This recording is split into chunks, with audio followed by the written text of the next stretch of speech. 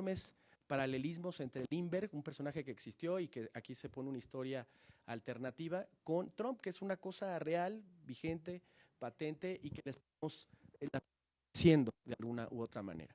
Creo que tiene una conexión con México porque pues hemos sido un poco la comunidad, pues el blanco de muchas de su discurso, y entonces creemos que la novela puede establecer un montón de conexiones desde, por ejemplo, el papel de los tribunales, el papel del discurso de odio, qué aspectos, qué elementos de la democracia podrían detener este tipo de acciones y de discurso y de personajes que surgen en la política de vez en vez. Esto no es solo exclusivo de Estados Unidos, tenemos un Boris Johnson en Inglaterra con características más o menos similares en cuanto a la migración, y entonces esta novela se vuelve un poco, se adelanta a una novela de 2004 que se torna de una enorme vigencia. Y entonces la idea de esto es reflexionar juntos, la idea es que se sientan libres de participar, haremos una primera ronda con la participación de los invitados. Y pues, por supuesto lo ideal es que pues, ustedes participen, ustedes preguntan mucho, entonces pues estaría genial que tuvieran esa intervención. Los magistrados, por supuesto, nos daría mucho gusto escucharlos también. Entonces, ya nada más para ya dar paso a los invitados, lo que quisiera comentar es un poco el inicio, que es un poco la perspectiva de un niño que empieza a asustarse de el discurso de odio que puede haber de un personaje, de un político, y eso nos puede hacer pensar que esto de que la política y las familias están como lejanas, como uno podría decir, pues una cosa son los políticos y otra cosa es lo que le pasa a un niño que juega y que tiene su familia. La verdad es que el escenario, el ambiente contagia a todos y precisamente esa es la responsabilidad de los políticos que tendrían que tener este tipo de situaciones y que finalmente las cosas que pasan en una democracia pues vinculan a las personas de carne y hueso, a los ciudadanos de a pie, a cada uno de nosotros, de una u otra manera trasciende. Entonces, pues muchas gracias por haber venido y sin más preámbulo, pues si les parece bien, pues empezaríamos con el doctor Carlos Pérez Vázquez, que yo de verdad me muero por escucharlo. Por favor. ¿Con este? Okay. Buenas tardes. En efecto, a mí siempre me da mucho gusto venir al tribunal. Hace muchos años que vengo, nunca he trabajado en el tribunal de planta. He devengado honorarios como profesor en el Centro de Estudios Electorales. Por lo menos cada año procuro venir a dar clases. Me han invitado, me han soportado y eso siempre se tiene que agradecer.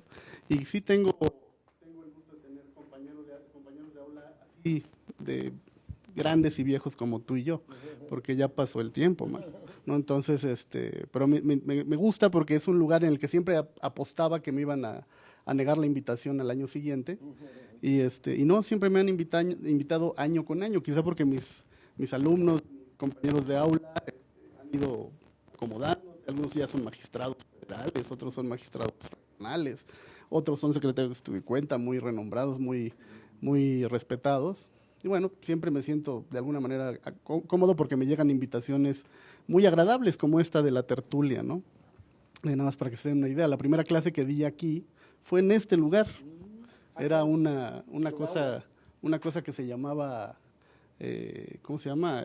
Abstracción y síntesis, me acuerdo. Y era una especie de taller de análisis de sentencias. Entonces yo ponía a los secretarios de estudio y cuenta de aquella integración antigua, la que validó la elección del 2006, ¿no? Que vale la pena recordarlo hoy en día, ¿no?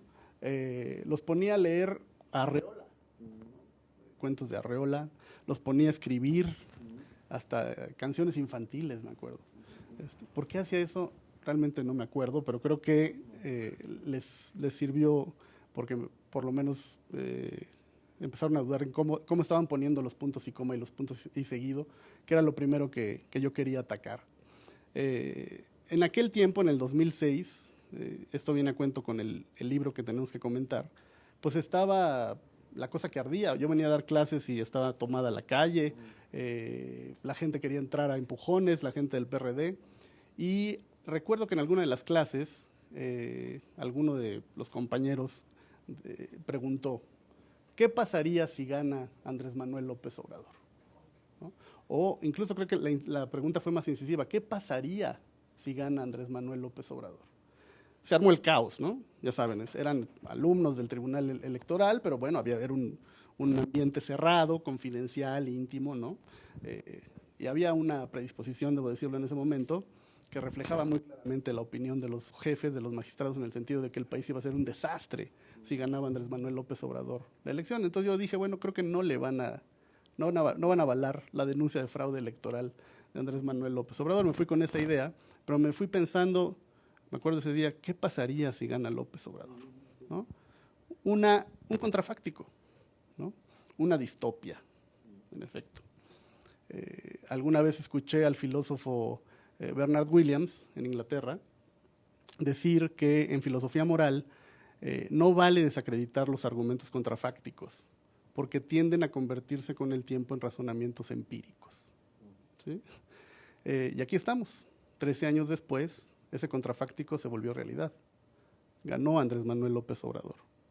Y pensando en el libro que tenemos que presentar hoy, uno puede, o que tenemos que conversar el día de hoy, uno puede más o menos preguntarse lo mismo o hacer el mismo razonamiento, ¿no? ¿En realidad ganó Roosevelt? ¿O en realidad perdió Lindbergh?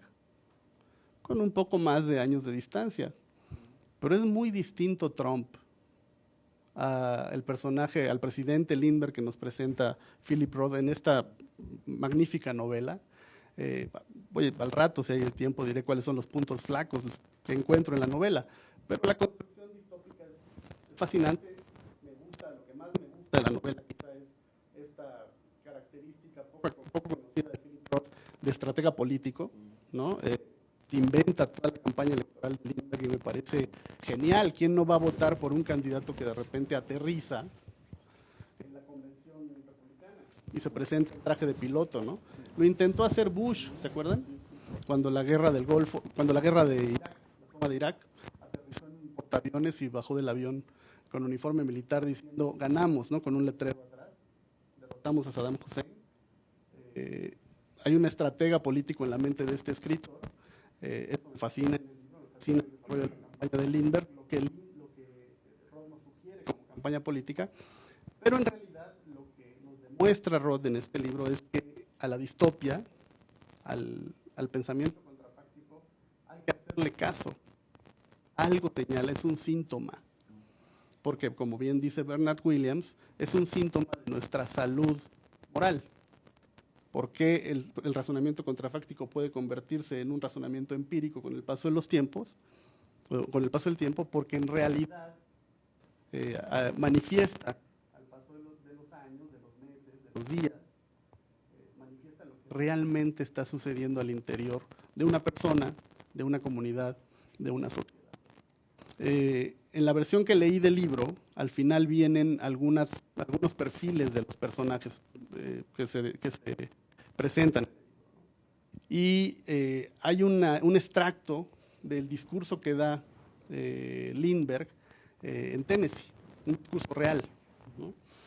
Y la última frase es muy llamativa, me llamó la atención porque dice, tenemos que, digamos, hacer un alarde de la importancia de la aviación como la mejor muestra de la superioridad racial, ¿no? De la raza blanca en relación con otras etnias o razas. Y al final dice, tenemos que construir barreras de sangre. ¿No? Lo dijo realmente. Y entonces yo de inmediato me trasladé a 50 años adelante y dije, o 60 años adelante y dije, ¿qué Trump estará tan interesado en construir barreras de concreto, de acero? ¿Estará muy interesado en hacerlo o en realidad él sabe, su estrategia es otra, es construir estos muros de sangre a los que se refería Lindbergh, ¿sí? El racismo es eso, la xenofobia es eso, la discriminación es eso, ¿no? Y esta novela lo que hace es adelantarse en el tiempo. Lindbergh es exactamente igual que Trump, y entonces por eso uno dice, en realidad perdió Lindbergh, en realidad ganó Roosevelt, porque parecería ser que hoy en día Trump es un poco más racista que el propio Lindbergh. Trump cada día está más en su discurso, yo creo que entra a la desesperación de la elección. Es que no llevo el tiempo, ustedes me dicen. No me quiero quedar aquí hablando 6 horas, ¿no? 6 horas, sí, 6 horas. Realmente Trump ha llevado al extremo lo que Lindbergh ni siquiera soñó. Y pensando quizás en ¿qué otra fuente histórica podría sostener este argumento del filósofo Bernard Williams, ¿no? Recientemente estaba leyendo un tomo sobre la guerra de Vietnam y el autor decía algo que me pareció muy interesante. Decía, los Estados Unidos tienen esta necesidad de construir narrativas de victoria, ¿no? Son los victoriosos, son los ganadores. Siempre ganan, ¿no?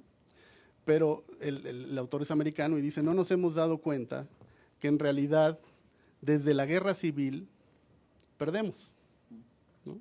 Porque la guerra civil le ganamos a los mexicanos, dice, ¿no? Sí, le ganamos a los mexicanos la guerra del 47, pero inmediatamente después perdimos la guerra civil, porque el 50% de la población perdió. O sea, los estados confederados perdieron. Y lo mismo pasó en la Primera Guerra Mundial, porque cerca de 500,000 soldados americanos murieron, ¿no? Y lo mismo pasó en la Segunda Guerra Mundial, porque más de 2 millones de americanos murieron, ¿no? Y ya no digamos Corea, ya no digamos Vietnam, o la experiencia más reciente en Medio Oriente, Afganistán e Irak, ¿no? En realidad, la distopia que presenta en este libro Philip Roth se agradece en este momento, ¿no? Porque nos permite ver cuál es una de las funciones de la literatura en relación con la vida social. Hay muchos escritores que repelan, ¿no? Con justa razón, que tienen como una estrategia creativa, separarse de lo social, separarse de los problemas políticos reales, de la situación concreta que está sucediendo en una comunidad.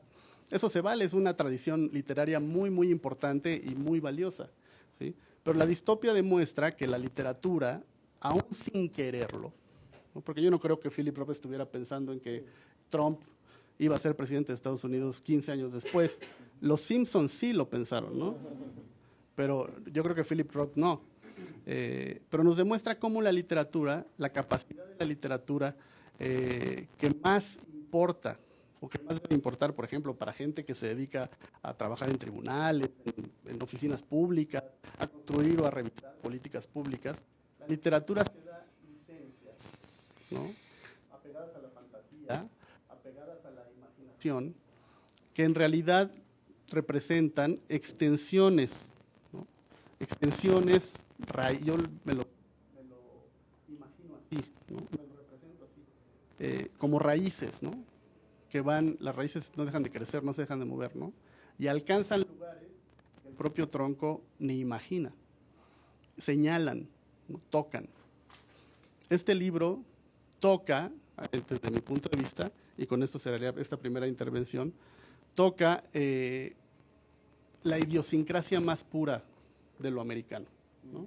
Y aquellos que hayan tenido la oportunidad de estar algún tiempo, por alguna temporada significativa en los Estados Unidos, lo saben, ¿no? O lo podrían quizá confirmar. La esencia más pura de lo americano, que tiene que ver con esta necesidad de construir sobre la victoria y sobre la derrota de un enemigo, ¿no? Parece que aquí se derrota a Lindbergh, parece que se derrota a Alemania, se derrota a los nazis, pero las raíces siguen su camino. Y no sé qué tan lejos estamos hoy en día, en el año 2019, a 2 años y medio de la administración Trump, de ese Estados Unidos que retrata en el libro Philip Roth, ¿no?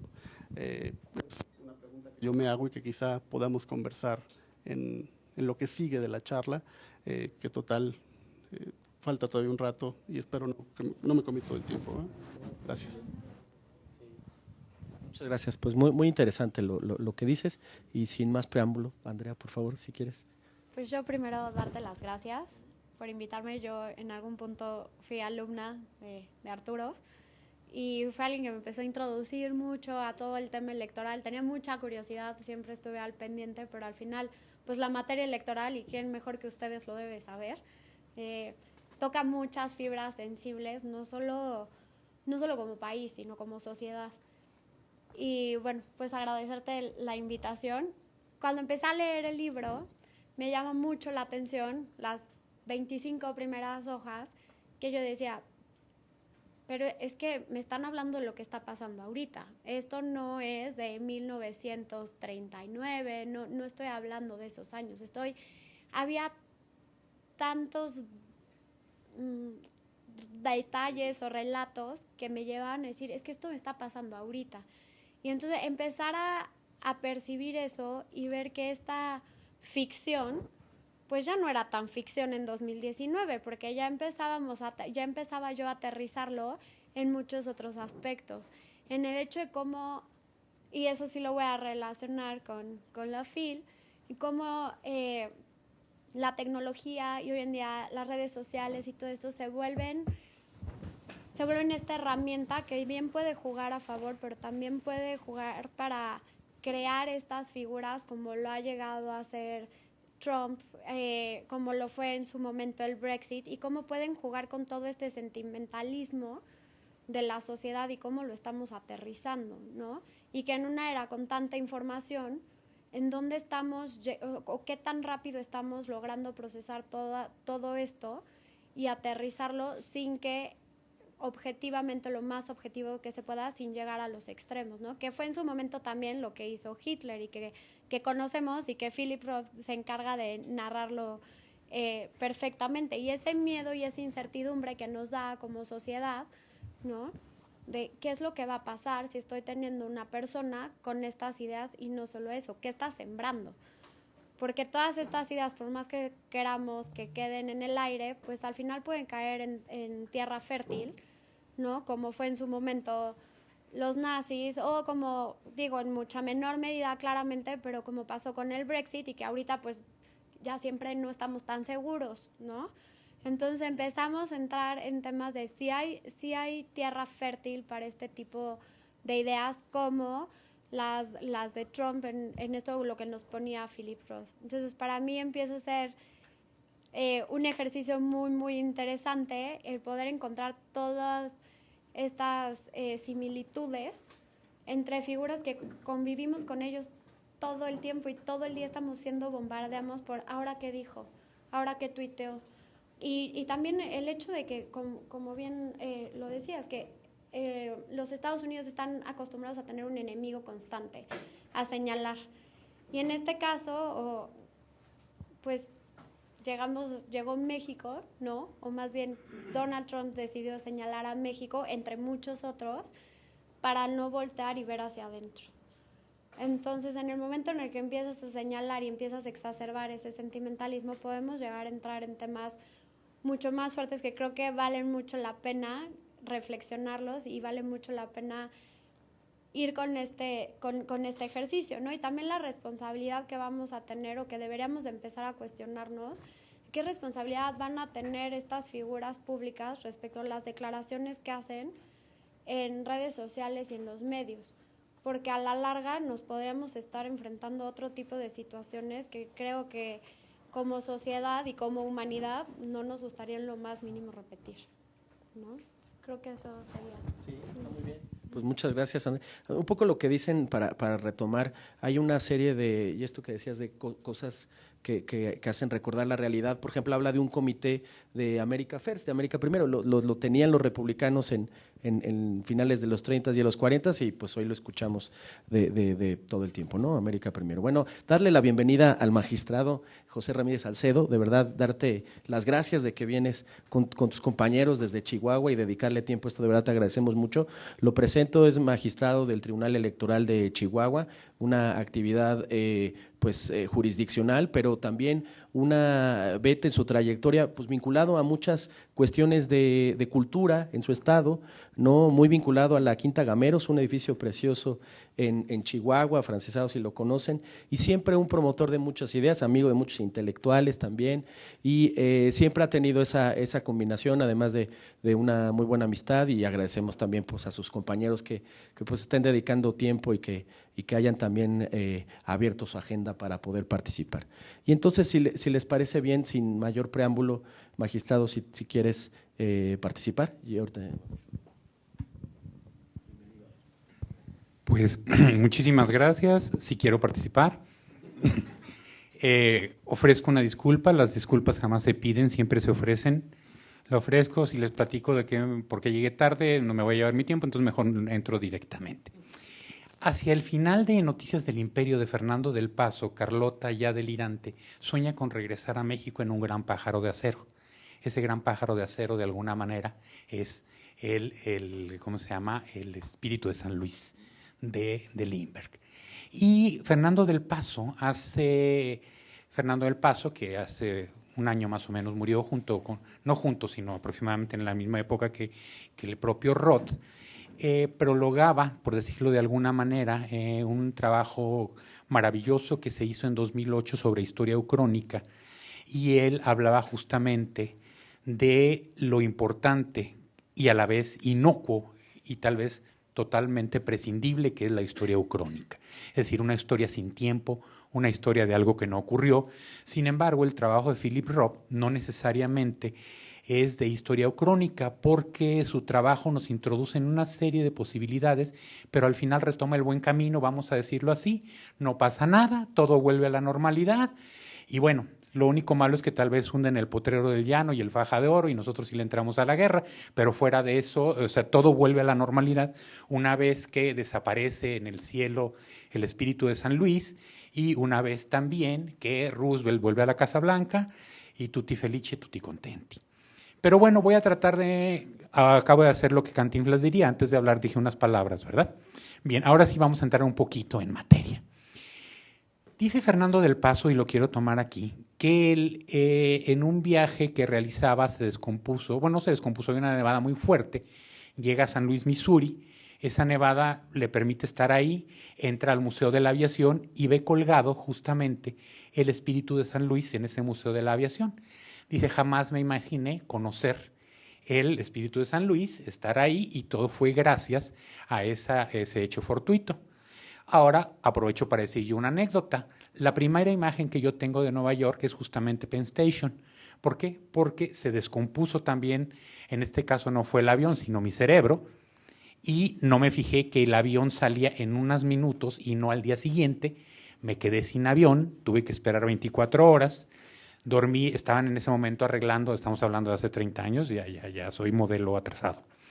Y estaban ampliando el aeropuerto de Newark. Ese día pues yo era un estudiante, lo sigo siendo, pero en aquel entonces pues sí parecía. Era un estudiante, dormí incluso debajo de un mostrador en el aeropuerto, como buen mexicano, aprovechando un descuido de los guardias. Me metí debajo de un mostrador, puse utilicé como almohada unos directorios y ahí dormí. Pero lo más importante es que aprovechando eso, los $20 que me quedaban, me metí un poquito y entré a Newark, y nunca pensé que iba a tener que ver con Roth, que iba a conocer Penn Station, que Roth todavía no escribía su novela porque la publica hasta 2005, que después iba a leer a Fernando del Paso y que hoy iba a estar aquí. ¿Qué quiere decir esto? Son todos los ifs, todos los y sí. Bueno, afortunadamente todos estos y sí pasaron. Y eso me recuerda que, como dice Lorenz en su teoría del caos, el azar no existe. Simplemente este es un sistema tan complejo que no podemos llegar a comprenderlo. Pero para estar hablando hoy aquí de la conjura de América, con la conjura contra América de Roth, tuvo que pasar todo eso. Y quizá el hecho más afortunado, tuve que entrar en contacto con mi gran amigo Sobarzo, platicar de esto, que él creyera que de veras medio le entiendo eso de la lectura y de meterme por ahí en cuestiones culturales, que finalmente eso lo hacemos todos, lo que pasa es que a veces no nos damos cuenta. Platicamos, me convence, veo la portada me seduce, sobre todo por la idea esta que después confirmo por dónde iba. Es maravillosa esta tomada del interior de la novela, que es un sello postal donde está el Parque Yosemite y está sobre él una suástica, o esvástica, o como le quieran llamar. Total, últimamente hablamos todos como queremos, y eso nos lo demuestra Roth con su novela, y está encima de ella, justo encima de este parque, en el sello postal, la suástica que soñaba justamente, que soñaba Roth. ¿Qué tiene esta novela? Esta novela, más allá del racismo, más allá de la historia crónica, es una novela sobre temores infantiles, como bien se lee en la contraportada. Es decir, la niñez son temores y son temores que nos acompañan hasta la muerte y quizá después, porque a veces se los transmitimos a nuestros hijos o a la gente que nos rodea. Es como hablarles del coco o de que triunfe cierto partido político o de que nos impugnen cierto... No, perdón, ya me fui para otra cosa, ¿no? Bien, simplemente quiero contextualizar esto un poco. Quiero señalar algunas cosas interesantísimas, aunque aquí se ha hablado de México, en el libro solamente aparece el nombre de México en 3 ocasiones. Solamente en 3 ocasiones aparece el nombre de México. Una de ellas es para decir que Anne Morrow, la esposa de Lindbergh, era hija del embajador mexicano, del embajador norteamericano en México. Otra de ellas para decir que estaba cerrada la frontera durante los disturbios que ocurren tras la desaparición de Lindbergh. Y la otra, para ser honesto, no me acuerdo, pero eran 3 solamente. Algo que también me llamó la atención en esta traducción, que veo que es la misma que yo tengo, la versión que yo tengo, es también, ahí son mis traumas de carácter semántico, mis fijaciones con la lengua, es que de pronto hay 3 errores en el libro, maravillosos. Uno que nos habla, por ejemplo, de la beligerantica, que yo quisiera saber, no, se refería a la beligerancia de la tía, de la tía Evelyn, pero ahí aparece beligerantica, y bueno, en una editorial como esta es imperdonable. Si estuviéramos leyendo Océano, pues no sería tan imperdonable. Si ustedes leen el penúltimo libro de Salinas, está pero pésimamente, no el contenido, hago la aclaración, sino los cortes, la ortografía, pero diría Miguel Ende, es otra historia y en otro momento será contada. Y bueno, o sea, quizá me estoy ¿Cuánto tenía para esta primera intervención? Ah, bueno, entonces si quieren relajen, no es cierto. Simplemente hablar esto es historia crónica. Y otra cosa, es cierto, habla de racismo, pero del racismo desde la perspectiva netamente de los judíos, también esto hay que tomar en cuenta. La palabra pogromo aparece 4, 5, 10 veces, que es justamente la devastación en contra de los judíos. Y a mí me sonaba al principio, o me recuerda a pródromo. Pródromo es una palabra que no significa otra cosa que preámbulo o no significa otra cosa que prólogo, y que yo pomposamente la usé porque la descubrí en mi tesis de licenciatura. No sé si lo demás de la tesis sea original, pero al menos el ponerle pródromo a la introducción, así como que sí a mis profesores lo sacó de balance. Y bueno, y ahora puse eliminar en el último libro, pero insisto, es otra historia. Y bueno, eso es la literatura y eso es platicar un poco, es hablar de lo que nos pasa, pero también de lo que no nos pasa. Y lo que no nos pasa siempre es mentira.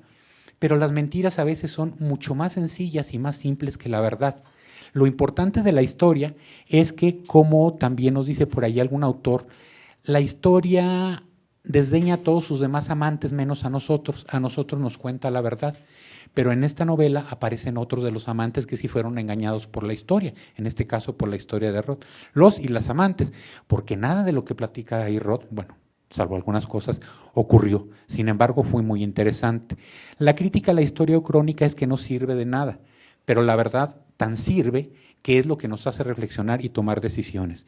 Y las decisiones nunca son buenas ni son malas. Las decisiones simplemente son las que se toman y las que no se toman. Y aquí está ilustrando Roth un poco las situaciones que hubieran podido ocurrir.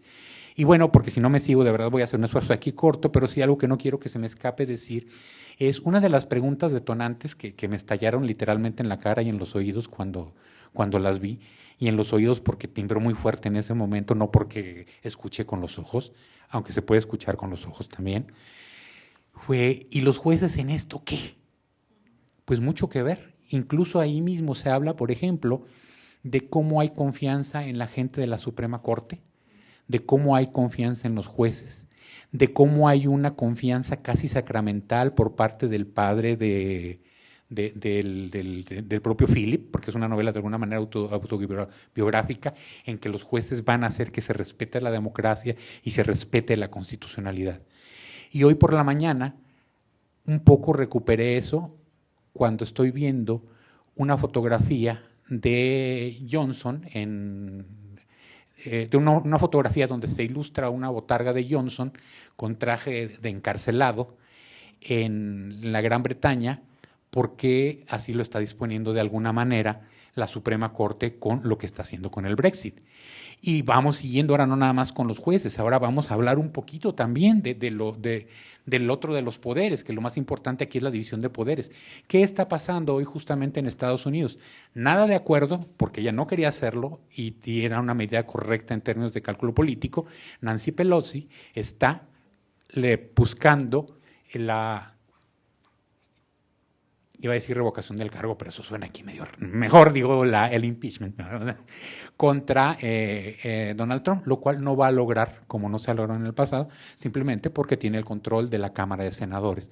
Pero lo que sí nos demuestra es que en una democracia, la pongamos en una novela o la pongamos en la vida real, la base es la división de poderes. Y que es peligrosísimo lo que decía de alguna manera también en estos días.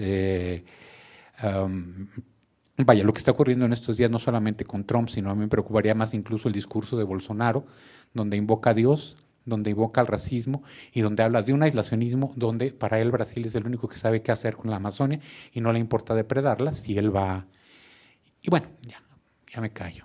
Ya lo prometí, pero ya me quedaría mirando como Greta Trump en este momento y en mi próxima intervención digo por qué. Lean la novela.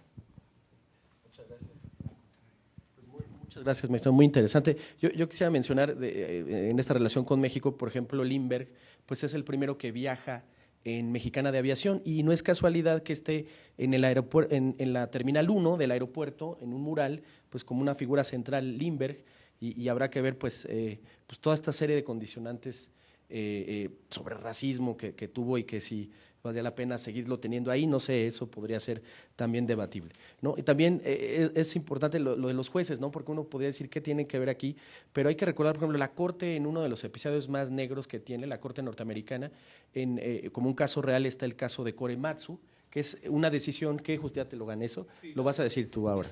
Y la figura de Frankfurt, no voy a decir nada, para que tú lo digas. Y el juez Frankfurter que aparece de vez en vez, un juez que de ascendencia austriaca, judía, y que pues también tiene una serie de participaciones. No voy a decir nada para que tú lo digas. Bueno, ya sin más preámbulo, le damos, uno de los objetivos de la feria era vincular a jóvenes, evidentemente, y que esto tuviera una trascendencia, pues nos da mucho gusto a Santiago Chablé, que viene, se pagó su vuelo desde Tabasco, él solo, él no tuvo viáticos de nadie, vino y muy entusiasta, veo que trae sus notas, trae como un libro ahí de notas, nos da mucho gusto. Muchas gracias que hayas venido. Muchas gracias al tribunal. Me honra la verdad estar con tan distinguidas personas. El único problema de pasar a lo último es que pues ya te ganan luego lo que vas a decir. Y quería empezar precisamente poniéndonos un poquito en contexto de que escucho que hablan con respecto a lo crónico, a la distopía y de cómo se aleja a Philip Roth de lo que pasó. Pero mientras iba leyéndolo, y sí, coincido con la doctora de que yo estaba leyendo a Donald Trump en la campaña de 2016, pero a la vez no se aleja tanto de la historia, porque Estados Unidos tiene una historia muy negra durante la Segunda Guerra Mundial, y ya el doctor aquí ya me lo ganó, precisamente con el caso Korematsu, y con los campos de concentración japoneses. Cuando es la Segunda Guerra Mundial, y Roosevelt, que es mi presidente favorito, el señor no era una blanca palomita. Él, pues por él precisamente tienen que haber una enmienda de la Constitución para limitar los mandatos a 2, porque el señor se fue por 4 y el último no lo terminó porque se murió. Pero este contexto en el cual se desarrolló la verdadera historia es una cuestión bastante interesante, porque Roth nos habla de un país que quiere alejarse de la guerra a través de la historia de un niño, y en eso me recordó un poquito a Matado a un Ruiseñor, en un contexto político que nos habla mucho del mundo en 2019, del mundo en 1939, y me recuerda mucho a 100 años de soledad. La frase que siempre decía Úrsula, el mundo, la historia parece que va en círculos. A lo que pasó en 1939 está pasando ahorita. Y es una cuestión bastante peculiar en este contexto mundial, en donde en efecto tenemos un proceso, que ellos siempre están en proceso electoral prácticamente, que va a iniciar un comité, la investigación por un escándalo a partir de la injerencia que él quiere tener sobre los demócratas, presuntamente otra vez después de todo lo que pasó con Clinton y la investigación del FBI. Tenemos a un presidente que lleva, si no me falla la memoria, ya 2 jueces del Supremo, de la Corte Suprema de Estados Unidos, y que pues, los conservadores están ganando en la Corte Suprema de Estados Unidos, pero también me recordó que Roosevelt también quiso hacer eso, y de hecho lo hizo. Cuando la Corte le dio el revés en el New Deal, él, ¿qué es lo que planea? Que se nombren jueces para poder tener la mayoría de la Corte. Curiosamente, el sentido de la Corte empieza a cambiar a favor de Roosevelt y después se empiezan a retirar, o en el caso de los que fallecieron, y él logró hacerse de la Corte. Estamos hablando de un presidente que fue muy popular, muy poderoso y que manejó el país a su antojo. Y eso sigue pasando hoy. Si se dan cuenta, sea demócrata, sea republicano, la tendencia políticamente hablando en Estados Unidos, hay un declive en el cual suben y bajan y vuelve a pasar lo mismo. A pesar de que tienen la división de poderes de la que nos hablaba el magistrado, el presidencialismo estadounidense es un presidencialismo muy fuerte, pero lo bonito, sujeto constantemente a revisión. Hablando ya propiamente de la historia y del contexto electoral, la forma en la que lo desarrolla se me hace algo muy peculiar, porque cuando empiezo a leer, por ejemplo, perdió Roosevelt y yo ¿y esto qué? O sea, esto sé que es mentira, pero te pones a pensar, es mentira, pero hoy es cierto. Es mentira que uno no pensó en su momento que iba a ganar un candidato que salió de la nada, que pensaron que era un chiste, que tiene ahorita o tuvo en su momento una mayoría aplastante en la Cámara, que es racista, que es xenófobo. Entonces, es una persona que cuando ganó, aquí en México estábamos ¿y ahora qué vamos a hacer? Y todo el mundo de repente le echó la culpa al presidente en ese entonces de que le dio la victoria. Pero no se trata simplemente de lo político, sino también de lo cultural. Y lo que más me ha gustado que han remarcado aquí es eso, es el miedo. Somos un mundo que tiene miedo.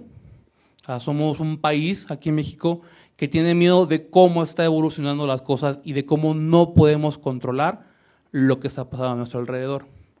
Y la forma en que queremos controlarlo es encontrar ese líder que nos lleve al buen puerto, pero que no lo están logrando. Entonces, un poco recordando a Greta todo lo que nos está diciendo sobre el exterminio al que nos estamos acercando, y aún así, electoralmente hablando, seguimos un poco estancados, pero no nos alejamos de lo que nos pinta Roth. No nos alejamos de ser niños temerosos, viendo a quién responsabilizamos de lo que nos está pasando y cómo eso afecta a nuestras familias. Ya entrando ya un poco en contexto para no proyectarme más, siempre nos han dicho, nos han escuchado la expresión de que la realidad siempre supera la ficción. Entonces, aunado a eso, a que somos un mundo de una historia cíclica, en los 40 Estados Unidos tenía sus campos de concentración japoneses, ahora tiene sus campos de detención de indocumentados. Nosotros, pues, efectivamente nos mencionan 3 veces, en una de ellas porque México iba a ser, creo que, parte de una alianza de los alemanes para poder conquistar toda la parte latinoamericana, y pues ahorita somos el dique para que no crucen los inmigrantes. Entonces, sí, lo crónico, lo atemporal de la novela, pues lo estamos viviendo ahorita. Es de 2006 y la historia está reflejada entre 1939 y 1946, que creo que es cuando retoma la historia como tal, y aún así es lo mismo. Entonces es sorprendente que muchas veces parte de lo que nos decían en un diplomado de creación literaria que tomé es que la ciencia ficción siempre se va a adelantar a la humanidad, porque hablando de temor, lo que tememos es lo que nos terminamos convirtiendo. Yo por el momento pararía en esa parte. Muchas gracias, Santiago. Muy interesante lo que dices. ¿Tú, Bárbara, quieres participar algo? ¿Quieres decir? ¿O ya te...? Sí. Aquí te... Ajá.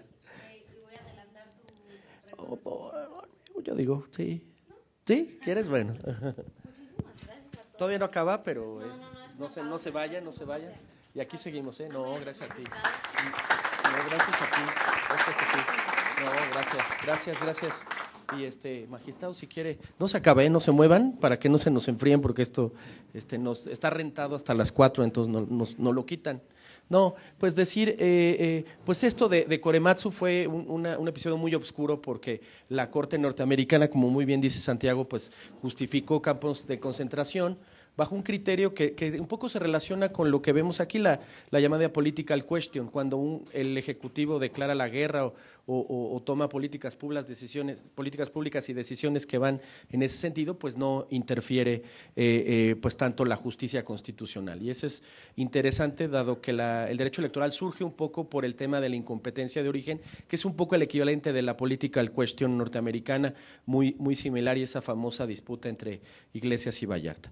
Si quieren hacemos otra ronda, pero vayan pensando cada quien quiera participar. Bueno, Alonso, que es muy buen analista de muchas cosas. Y también les quiero decir que tenemos ahí unos refrigerios, que no tengan empacho en pararse, tomar un sándwich. Esta es una tertulia, las tertulias son así, es algo relajado. Entonces, si quieren hacemos, y de verdad me gustaría verlos que es el momento de ir a echar un sándwichito ahí, que está disponible para todos. Entonces, si les parece, hacemos una segunda ronda igual.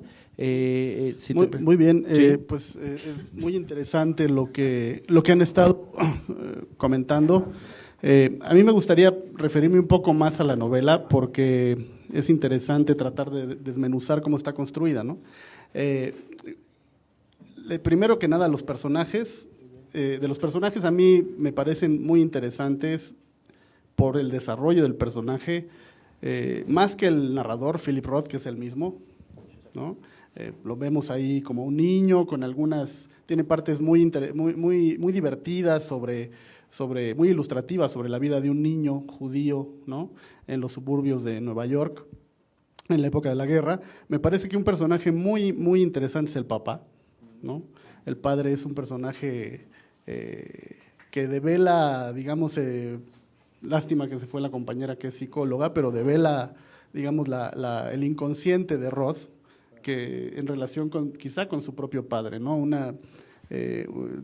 Digamos, expresa o comparte una especie de desesperación con la necedad, que es una necedad atávica, ¿no? Parecería ser que él está, de alguna manera, reaccionando a la propia tradición en la que es formado, reflejada en la figura, en el personaje del padre, ¿no?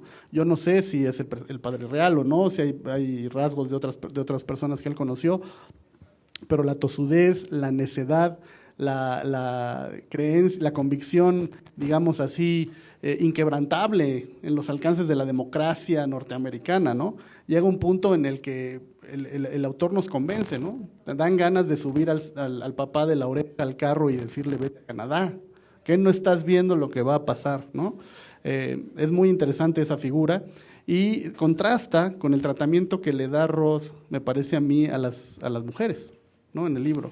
El tratamiento, quizás su madre se salva un poco, pero el tratamiento que le da a la tía me parece bastante cargado, bastante misógino, ¿no? Hay una especie como de castigo divino al final para ella por haberse atrevido a volar, ¿no?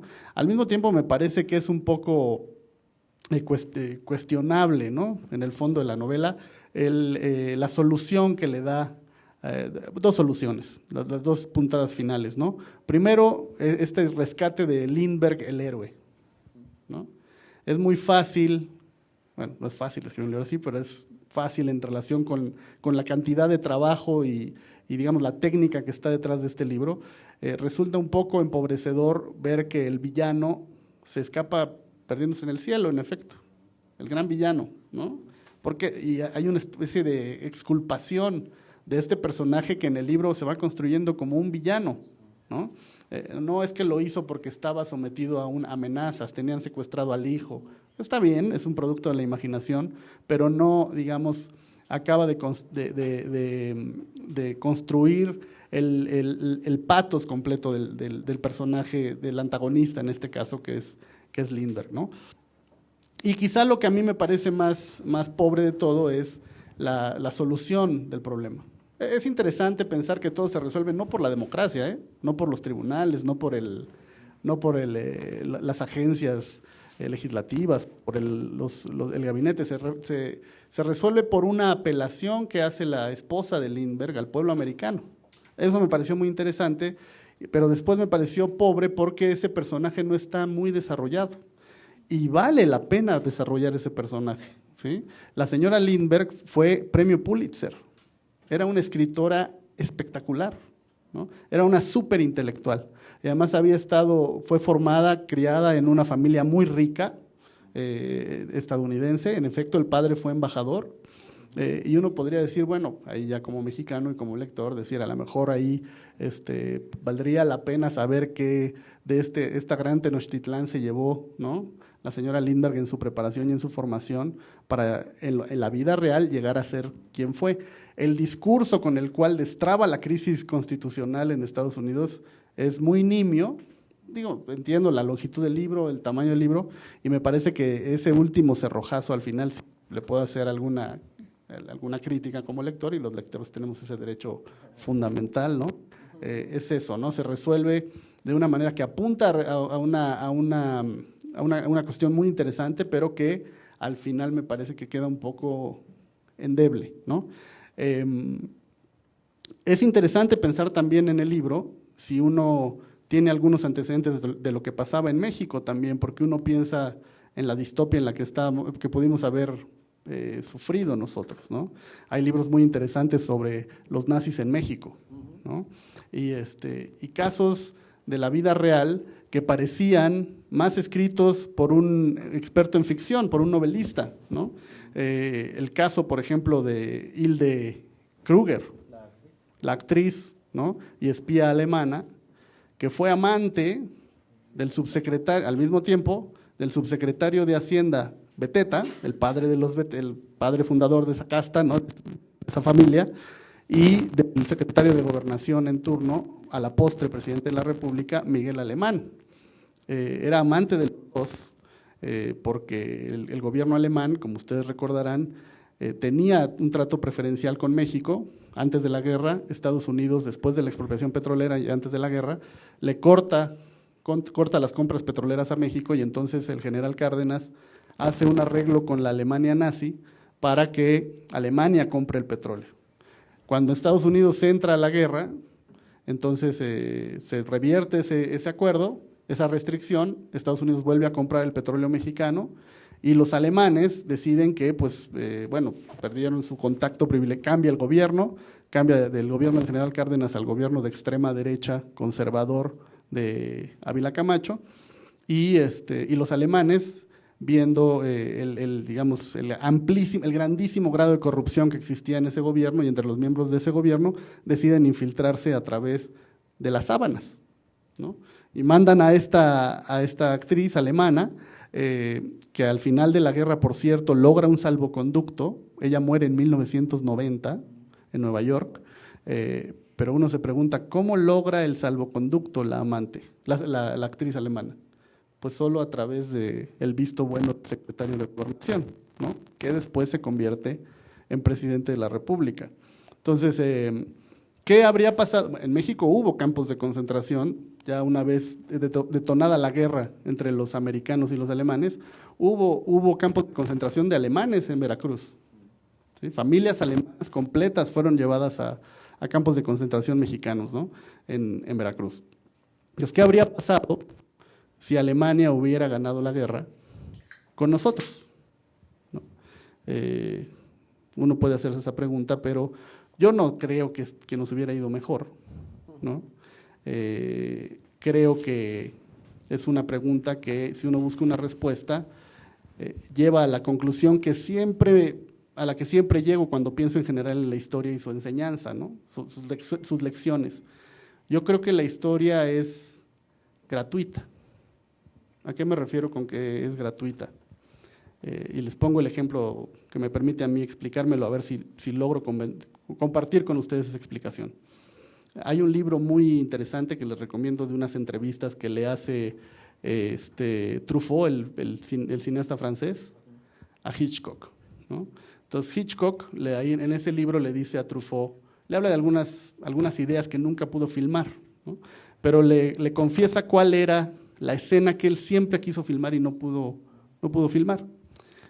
Son dos hombres que van caminando, dos personas que van caminando, al lado de una línea de producción de un automóvil, ¿no?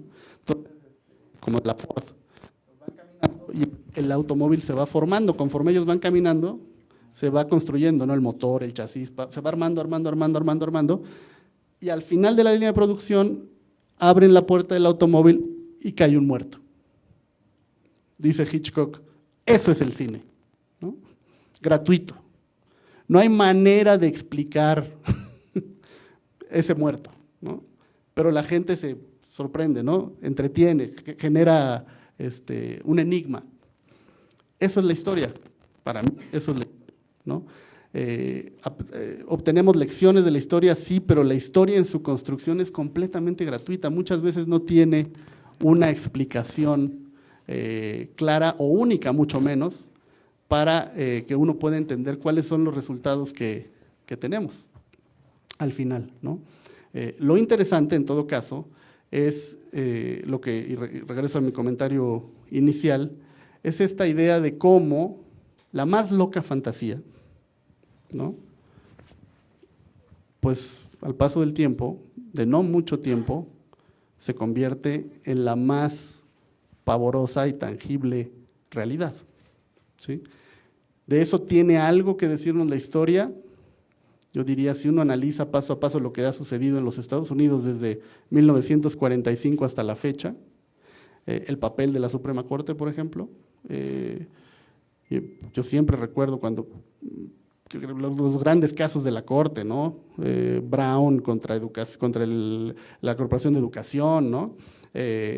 Cuando recuerdo esos grandes casos, se me cae cuando recuerdo la disputa Bush-Gore, ¿no? Ahí empezó todo de la historia reciente de los Estados Unidos por una decisión de la Suprema Corte de ese país, ¿no? ¿Puede la historia ayudarnos, darnos lecciones?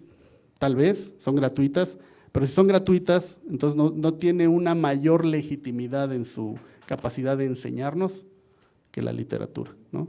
Quizá por eso estudié literatura y no historia, ¿no? Muchas gracias, Carlos. Aquí me hicieron recordar nada más de estas historias paralelas, por ejemplo, esta novela de Philip Dick, el mismo que escribió Blade Runner, por ejemplo, The Man in the High Castle, que hay una serie, ustedes que nacieron ya con Netflix y Amazon Prime, El hombre en el castillo, que plantea la historia alternativa en la que los nazis ganan la Segunda Guerra Mundial y cómo sería el mundo. Y hay un elemento muy, según yo, poca gente se ha visto en esto, pero hay una escena donde ponen un mapa del mundo, donde todo el mundo está dividido entre japoneses y alemanes, más los alemanes que los japoneses. En Estados Unidos, o sea, como Alemania la dividieron, y hay una franja que se vuelve una zona neutral, que es como el oeste, el viejo oeste, hay un desorden, y el único país que aparentemente tendría esa condición, salvo Baja California, que sería como de influencia japonesa, sería México, porque coincide precisamente en esa, aparentemente en ese, que no se habla más en la novela ni en la serie, seríamos como que un tanto ajenos. Eso sería bueno como escribir una historia de cómo sería México en una condición así, ¿no? Bueno, sin más preámbula, Andrea, por favor. Gracias.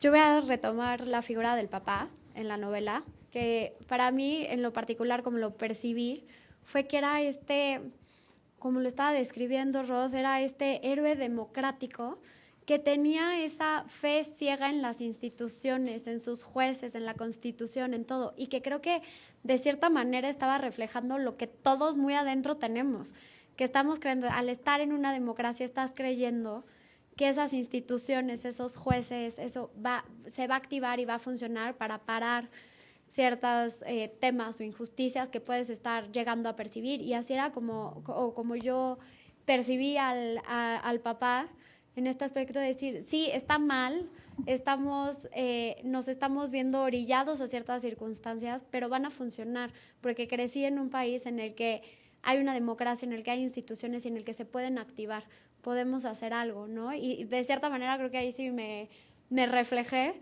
Dije, es que sí, eso es lo que tenemos y por eso buscamos o por lo menos tratamos de proteger tanto una democracia, ¿no? En especial como jueces, como abogados, porque tienes ese ideal en la cabeza que no estás dispuesto todavía a abandonarlo y que vas a ir a las últimas consecuencias antes de agarrar el coche y llevarte a toda tu familia a Canadá, ¿no? Entonces, esa es la primera figura que sí quería retomar y que creo que en tiempos como los que estamos viviendo, sin duda algunas va a llegar a jugar un papel muy fuerte, si no es que ya lo está jugando, ¿no? Aunque sean intentos fallidos del impeachment o buscar cualquier otra solución o ampararse en contra del aeropuerto, ¿no? Por algún lado, yo creo que vamos a seguir creyendo, vamos a tener ese héroe democrático dentro de nosotros constantemente, ¿no?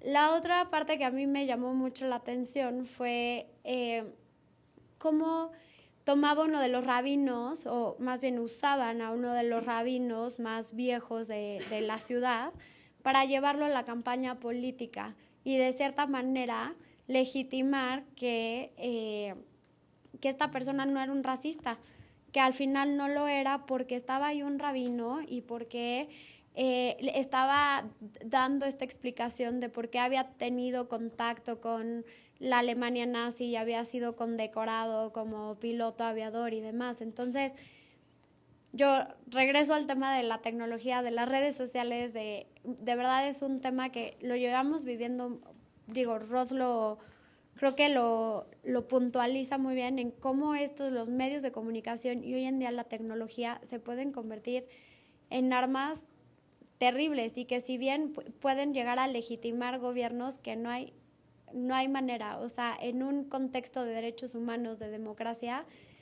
es muy complicado y aún así lo han logrado. Entonces creo que es ahí una llamada de atención de esto ha seguido pasando, va a seguir pasando y qué estamos haciendo. O sea, qué estamos haciendo como sociedad, qué estamos haciendo en nuestros ordenamientos jurídicos, o sea, qué está pasando para que esta tendencia no siga.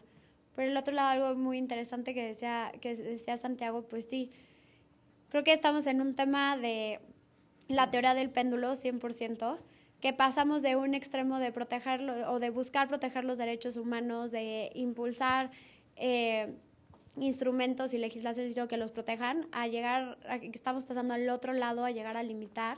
Y entonces hay que ver cómo se va desenvolviendo la historia y si vamos a seguir esta tendencia circular que para mí está en estos días pues muy marcada, ¿no?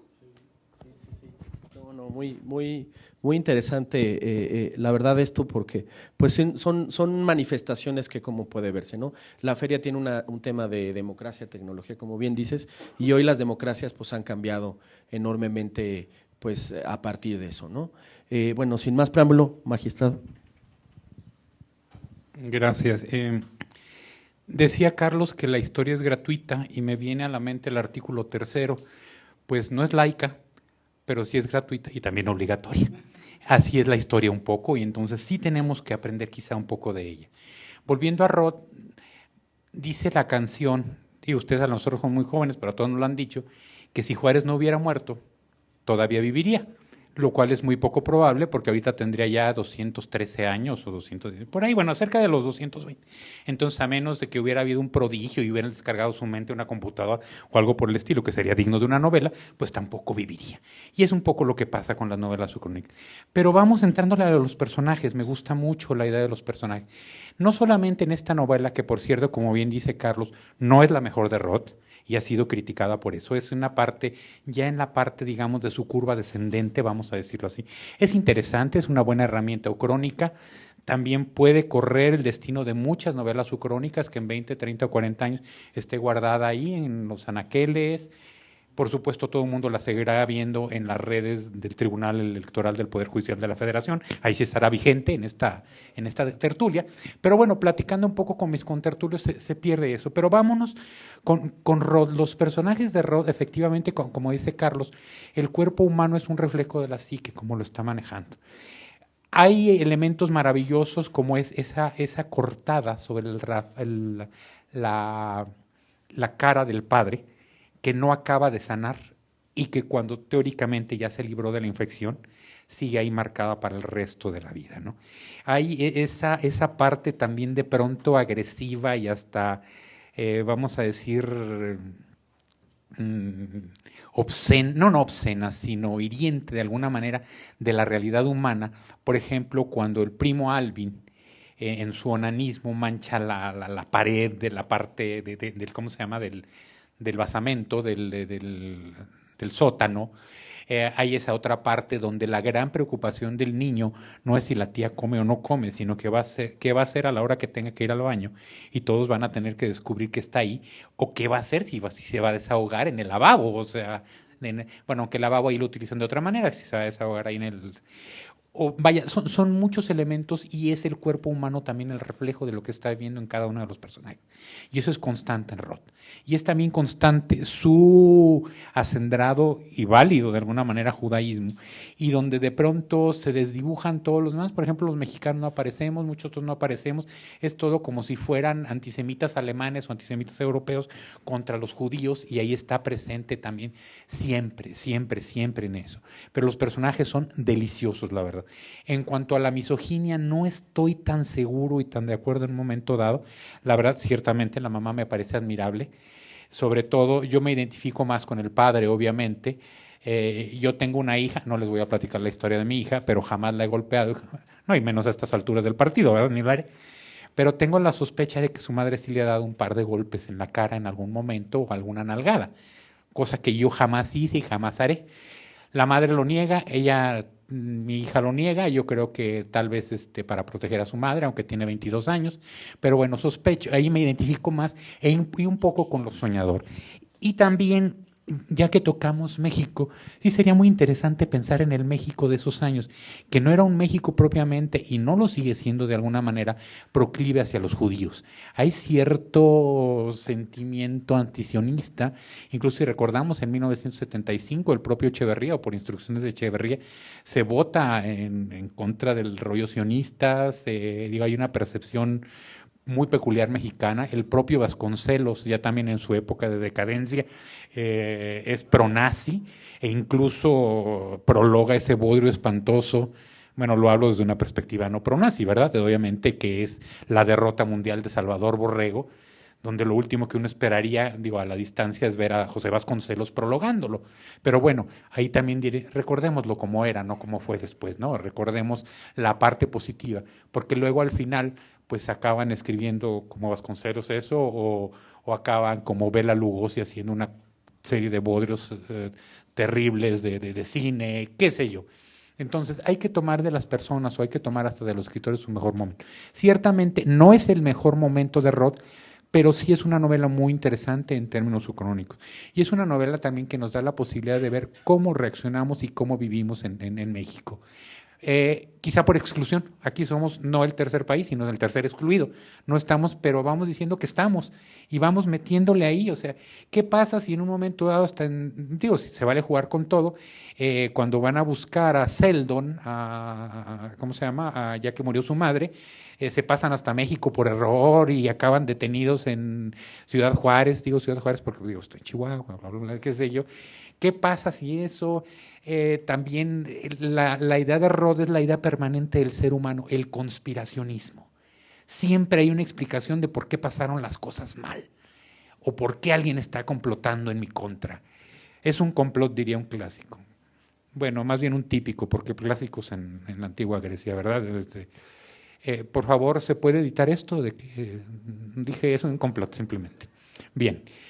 Como también aislacionismo y otro tipo de cuestiones, pero bueno, no es algo que venga al caso con relación a México en este momento. Simplemente hay que ver esto, e insisto, no, ya me estoy perdiendo, pero recuperar los personajes que son maravillosos. La mamá con los golpes, el primo en el sótano, o el primo enfrentándose a la autoridad del papá. Al final, ese encuentro donde pierde totalmente el aplomo el padre, lo rebasan los sentimientos y se enfrenta al primo. La imagen del bruto, entre comillas, italiano, que le da la pistola al papá, que él rechaza, pero al final se prende de la pistola como la única esperanza en un momento dado de hacer justicia o de garantizar su seguridad personal. Es decir, esa parte quizá no la ha encontrado la Asociación del Rifle, pero tal vez la estaría presumiendo ahorita. Claro que yo le estaría diciendo lo que pasó en El Paso hace unos días, pero bueno, el punto es es una novela interesantísima, quizá más por lo que no dice de México que por lo que dice, y precisamente por lo que estamos viviendo y por las posibilidades y lo que estamos viendo reflejado no únicamente en los Estados Unidos y en su racismo, sino en esos peligros a los que refiere hoy concretamente. Si revisamos el Twitter, tú estás hablando de redes sociales y las redes sociales son imperdonables el día de hoy. El presidente español, donde habla justamente de los peligros de los nacionalismos y de los aislacionismos. Es decir, tienes razón, la historia no es pendular, es recurrente constantemente, o sea, es una espiral pero creciente, cada vez son mayores las tarugadas. Tarugada es un tecnicismo que implica que se toman decisiones inadecuadas que afectan a todos los demás. Perdón por utilizar el término, ¿no? Entonces, tenemos no que tener cuidado con eso, sino rescatar ese héroe que tengamos dentro, con o sin capa, o antifaz o sin ella, o qué sé yo, y pasar de la fe a la concreción de la fe. No como los cristeros, que a propósito es otro tipo de situación que se vivía en México y está todavía vivo, desgraciadamente, a través del sinarquismo y de una marcha que va a haber en unos días que me resulta pavorosa y que convoca a no sé cuánta gente. Pero tenemos que rescatar de alguna manera la visión de que no estamos aislados y que si nos aislamos las consecuencias son terribles. Hay mandatarios que no van a reuniones porque no quieren ir. Hay mandatarios que no intervienen en cuestiones internacionales, hay otros que procuran influir demasiado en ellas o echan telefonemas a presidentes ucranianos y luego los andan metiendo en impeachment, o hay otros que no saben cómo peinarse y son primeros ministros de la Gran Bretaña. No sé, el punto es que seguimos viendo al personaje y nos olvidamos un poco de todos los demás que somos los que tomamos las decisiones. Y fundamentalmente estamos en eso, en ese temor infantil que nos acompaña siempre y que Roth describe maravillosamente aquí. Vuelvo, si Juárez no hubiera muerto, tal vez todavía viviría. Y si Zapata, por ejemplo, no lo hubieran matado y hubiera sido presidente, pues a lo mejor al que hubieran matado hubiera sido, o bueno, no a uno, sino a varios más, y a lo mejor Zapata se hubiera vuelto amigo de Porfirio Díaz y los hubieran expulsado después y se habrían conocido y hubieran estado los dos en Montparnasse. Por cierto, está por vencerse los 100 años de la perpetuidad de Díaz en Montparnasse. Pero bueno, así es la historia y no para. Y sí, y sí, y sí. Y vamos pensando, hay muchas oportunidades. ¿Por qué no en un momento de divertimento, en una noche de insomnio, no escribimos qué pasa si realmente Lindbergh hubiera regresado a la Casa Blanca, o si seguimos la historia real y descubrimos que al final realmente se enroló en la guerra, fue combatiente, incluso derribó japoneses? Es decir, a lo mejor por eso está por ahí en el aeropuerto todavía, para justificar al Escuadrón 201. No sé, un poco esto. Hay mucho de dónde podemos seguirnos. Y la tía me encantó, o sea, la verdad, la tía me encantó por su descaro, por su aparente, pero no tan real estupidez como la quieren pintar ahí. La mamá de Seldon es un monumento, vaya, Marga López se queda corta. Es decir, ese sufrimiento, los puños cerrados constantemente, la queman dentro de su carro, y el otro, vaya, lo que le pasa al pobre de Seldon, está como para que sea el camellito en una película que le cortan los pies aquí en México, ¿no? Nosotros los pobres o algo así. O sea, al pobre no le puede ir peor. Digo, salvo que gane una elección, se la impugnen, le quiten los resultados y gane el que estaba en contra de él. Pero bueno, esa es otra historia. Perdón.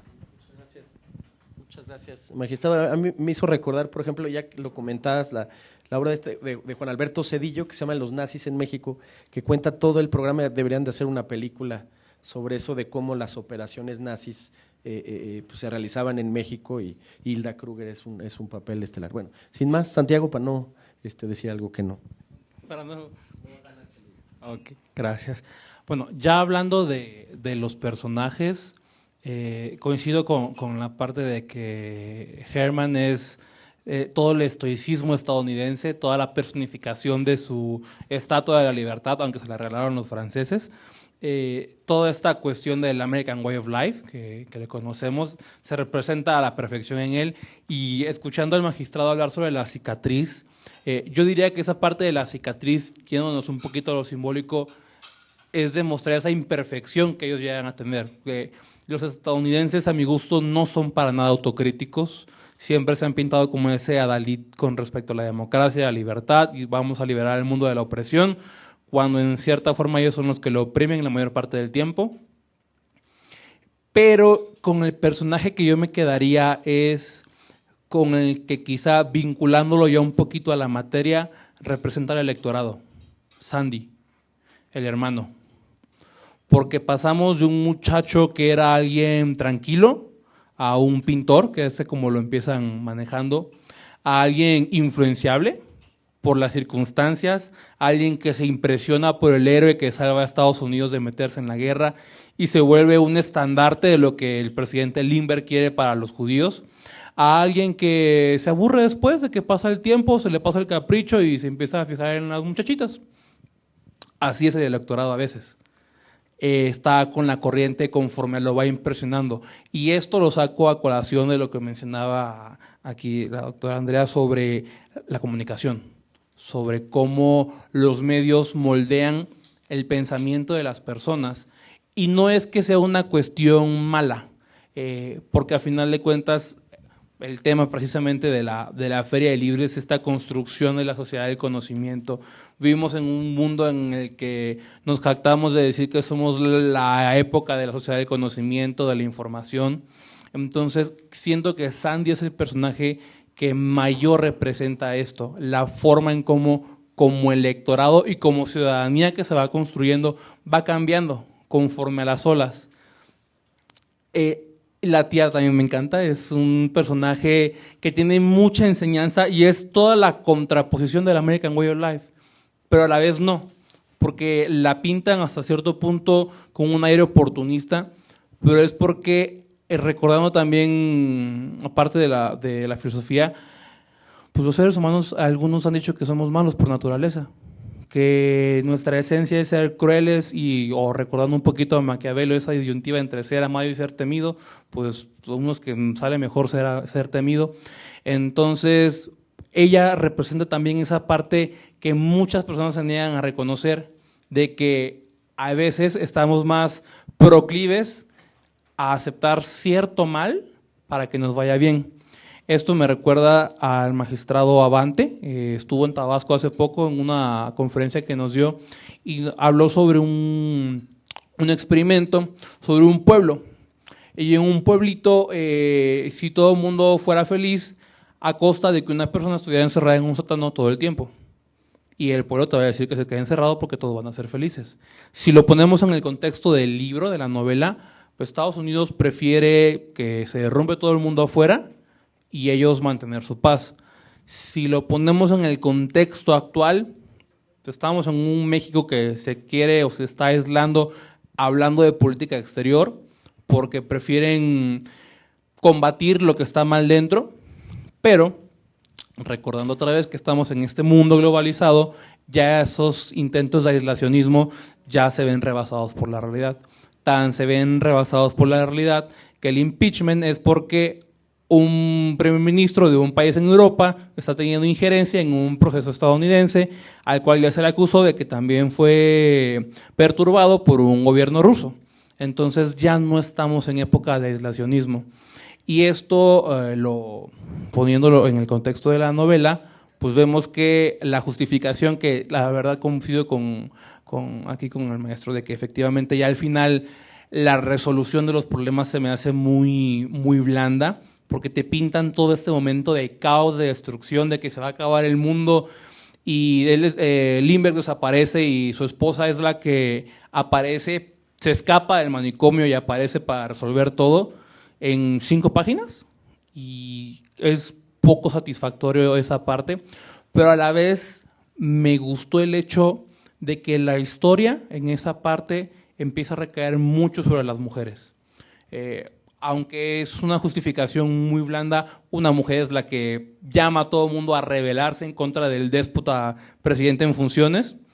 una mujer es la que sostiene a la familia, porque hay un momento en el que el papá de Philip decide renunciar para que no los muevan a otra ciudad, y su esposa es la que él dice, ella fue administrando lo poco que quedaba lo fue administrando para que diera para todos.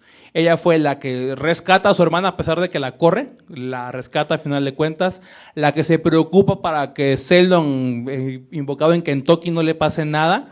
Entonces, en el momento crítico, me gusta el hecho de que verídicamente, y aquí en México somos expertos en eso, yo vengo de una familia que es un matriarcado, las mujeres son las que llegan a sostener a esa parte de la familia.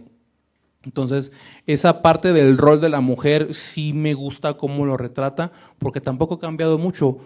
Lo retrata fuerte, pero a la vez lo invisibiliza, porque la historia la cuenta un niño, y no es que esté mal, pero se pierde un poquito esa perspectiva con respecto al género, a mi gusto.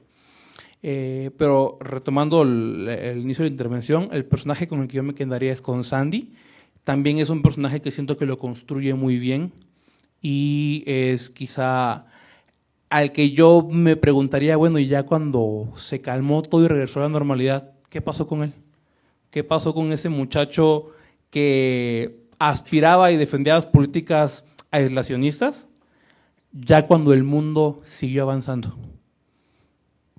Muchas gracias, Santiago. Muy, muy interesante lo que has dicho, se ve ahí. Trabajo, un esfuerzo importante, de verdad te agradecemos enormemente. Pues yo creo que es el momento de, pues si tienen alguna pregunta, la verdad es que esta idea también es que haya un intercambio de ideas, espero ya la hayan preparado ahí, usted se la pasa preguntando todo el tiempo, pues ahora es cuando quien se anima, o Alonso, que es muy agudo, quien quiera participar. Sí, Atos, por favor.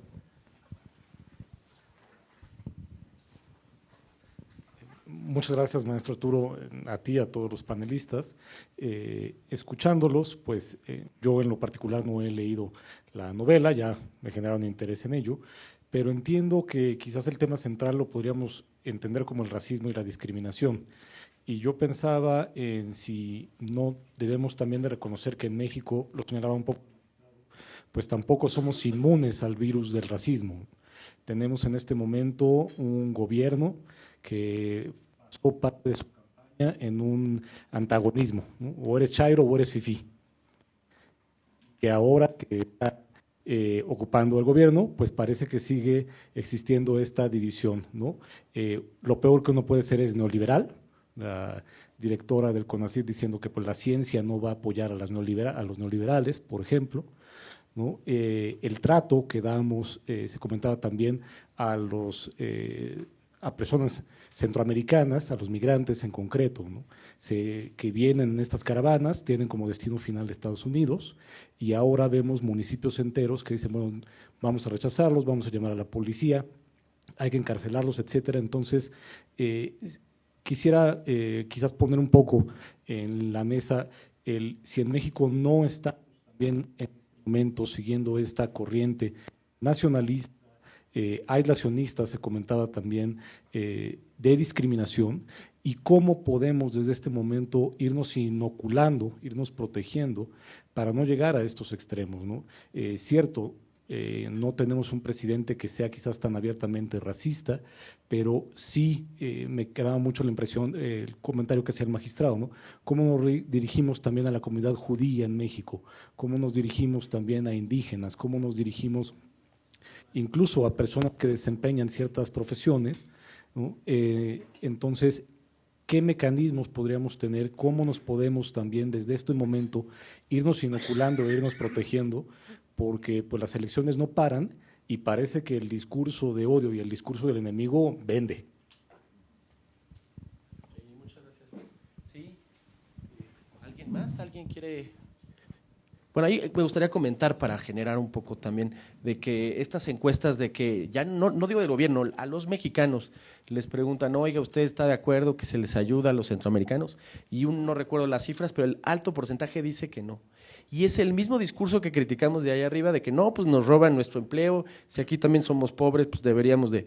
Pero pues eso está entre nosotros, ¿eh? Hay algo que también toca fibras Es decir, como decían por aquí, no nos salvamos tampoco nosotros, ¿no? Es decir, pues habría que repensar también hacia nosotros qué tanto, pues, cosas de distinción, cuando la cobija es corta, pues también, pues, jalamos para ese tipo de discurso. ¿Quién más? ¿Quién se anima? Si no, ya puntos menos a los que… También siéntanse la libertad del sandwichito, la verdad esto es… Aquí está prohibido comer, pero este día quitaron el letrero, por ahí andaba, y el chiste es, sí, porque vodka no deja, pero si no hubiera habido, ¿eh?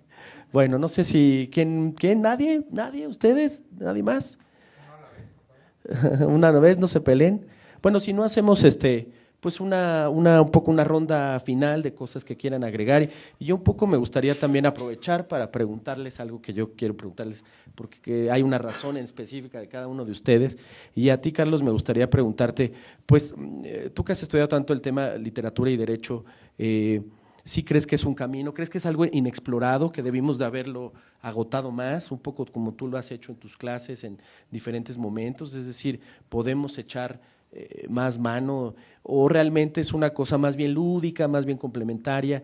¿Qué tan en serio en la enseñanza pues, del derecho, de la reflexión democrática? Yo creo que ya has dicho algo y a mí me parece que creo que sí puede ser muy importante en la formación pues, de gente joven que aquí vemos, ¿no? Y Alonso, tú deberías de ahorita vas a participar tú, ¿eh? Bueno, antes de contestar la pregunta, sí, nada más para reaccionar a la pregunta del auditorio, que ojalá fuera una discusión. A mí me gustaría como leer una distopia de un México no violento, ¿no? O sea, porque toda la construcción de nuestro país, de nuestra nacionalidad, se funda en la violencia, ¿no? Y por eso es que yo creo que, digamos, temas como la violencia de género, ¿no?, como la violencia a los migrantes, como la violencia a la infancia, ¿no? Como la violencia, y se deriva no solamente en violencia política, en discursos de odio, sino en tiros, ¿no? En un país donde se han muerto 250,000 personas en los últimos 16 años, 250,000 personas han sido asesinadas. A mí me gustaría leer una historia, una contrahistoria, ¿no?, de un país que fuera distinto. ¿Dónde está la base de la violencia? En el caso de los migrantes, quizá eso es lo más delicado, pero no es lo más delicado, pero sí va a ser lo más evidente para nosotros, para nuestra sociedad, digamos, una sociedad, insisto, acostumbrada a que a la mujer se le agrede, se le pega, se le sobeja, se le viola, se le mata, al niño se le cachetea o al niño se le da un arma, ¿no? Vivimos en ese contexto en México y quizá algo que nos puede hacer como reflexionar sobre la realidad que vivimos es de repente que lleguen, lo que está pasando ahora, 80,000 migrantes, ¿no?, en 6 meses, 100,000, 120,000 migrantes, que son distintos y que nos permite, quizá a algunos, empezar a revisar esa digamos, nuestro comportamiento proclive a la violencia a partir de la construcción de un enemigo, ¿no?, de alguien distinto, la falta de respeto o de naturalización de la otredad en este país, ¿no? Entonces, yo creo que si algo bueno puede tener toda esta serie de malas decisiones tomadas en materia migratoria es eso. Es decir, a ver, cómo, en efecto, de acuerdo con información de organizaciones de protección a migrantes, a quienes tratamos peor los mexicanos son a los que más se parecen a nosotros, ¿no?, a los centroamericanos, a las personas que vienen de África, del Caribe, por ejemplo, no tienen tantos maltratos, reportan tantos maltratos como los centroamericanos. ¿Por qué los odiamos tanto? Esa es la pregunta, ¿no? Y hay historias, hay razones también históricas gratuitas, pero pues éramos hermanos, ¿no? Por 300 años estuvimos pegados con venezolanos, con hondureños, con salvadoreños, con guatemaltecos, con costarricenses. Ellos no llegan tantos ticos, pero los del Triángulo del Norte eran mexicanos, ¿no? Entonces, ¿será que porque eran como nosotros y nos dijeron que no, nos dieron la espalda por las razones que hayan sido, por eso los odiamos y entonces en ellos manifestamos nuestras más bajas reacciones? Tal vez, ¿no? Pero bueno, ese es un intento de no de respuesta, pero de réplica a tu inquietud, ¿no? Y por el otro lado, muy rápidamente, sí, en efecto, pues es algo que he pensado mucho, que he escrito en varios lados, que he podido conversar con mucha gente a lo largo de estos años. La discusión es esa, ¿es útil o no es útil? La discusión básica, pero es una discusión pues ya yo creo que evidentemente superada. La forma es, lo importante es determinar qué enfoque le damos a la relación entre derecho y literatura, ¿no? Porque si pensamos que solamente nos da horas de diversión y esparcimiento leer una novelita, algún cuento, ver una buena serie, que también es literatura, ¿no? Pues vamos por la ruta equivocada. Y eso tiene que ver con el hecho de que del lado de los expertos en literatura hacia nosotros no ha habido una labor muy, digamos, profunda de divulgación o de difusión de los beneficios que puede tener estudiar literatura y leer literatura para un abogado, ¿sí? Alguien que estudia literatura se convierte en un profesional de la interpretación, ¿no? De la interpretación de textos. Y ahí empieza a sonar un referente, ¿no? Porque nosotros los abogados también decimos, no, espérate, los expertos e intérpretes somos nosotros y los curas, ¿no? ¿No? La gente que estudia literatura profesionalmente aprende técnicas de interpretación, ¿no? Y entonces uno, cuando estudia literatura, sabe que en los últimos 150 años ha habido un debate muy importante en el campo en estudios literarios que ha desarrollado distintas escuelas de interpretación, ¿sí? Cuando uno se asoma a ver lo que ha pasado, al menos en la tradición mexicana al respecto, en derecho, para los abogados, pues no recibimos cursos de hermenéutica, ¿no? De interpretación. Si uno escucha de repente en la calle, oye, ¿qué opinas de la aplicación de la teoría de la recepción en derecho, ¿no? Para interpretar una norma jurídica, pues vamos a poner esa cara, ¿no? ¿De qué me estás hablando? ¿No? O del close reading, ¿no? Que es una técnica de interpretación literaria. Bueno, pues uno puede encontrar paralelismos que uno va aprendiendo en la vida profesional un poco ahí a la limón, de manera autodidacta, pero nos serviría muchísimo a los abogados tener esos cursos que toman en literatura de teoría de la interpretación y escoger una postura de interpretación, ¿no? Y entonces nos daríamos cuenta, por ejemplo, que uno de nuestros grandes vicios es que no hay pluralidad en la forma en la cual en México se interpreta la norma, o nos enseñan a interpretar la norma. Muy recientemente, ¿no? Con la introducción de algunos textos, y recientemente me refiero a los últimos 20 años, 25 años, ¿no? El gran hito es cuando se publica en México Los derechos en serio, en español, 1977, la primera edición, ¿no? Del Fondo de Cultura Económica. Pues sí, ¿cuántos leyeron Los derechos en serio la primera vez? Esa primera edición, pues los profesorcillos de filosofía del derecho como yo, ¿no? Yo di muchos años de filosofía del derecho, esa clase, y leía Dworkin, ¿no? Entonces ahí dije, caray, pues, ¿cómo? Si a mí me dicen que la ley se interpreta de una sola manera, dice Dios Padre, ¿no? Que es el espíritu del legislador. Cuando uno tiene dudas, a buscarle al espíritu del legislador.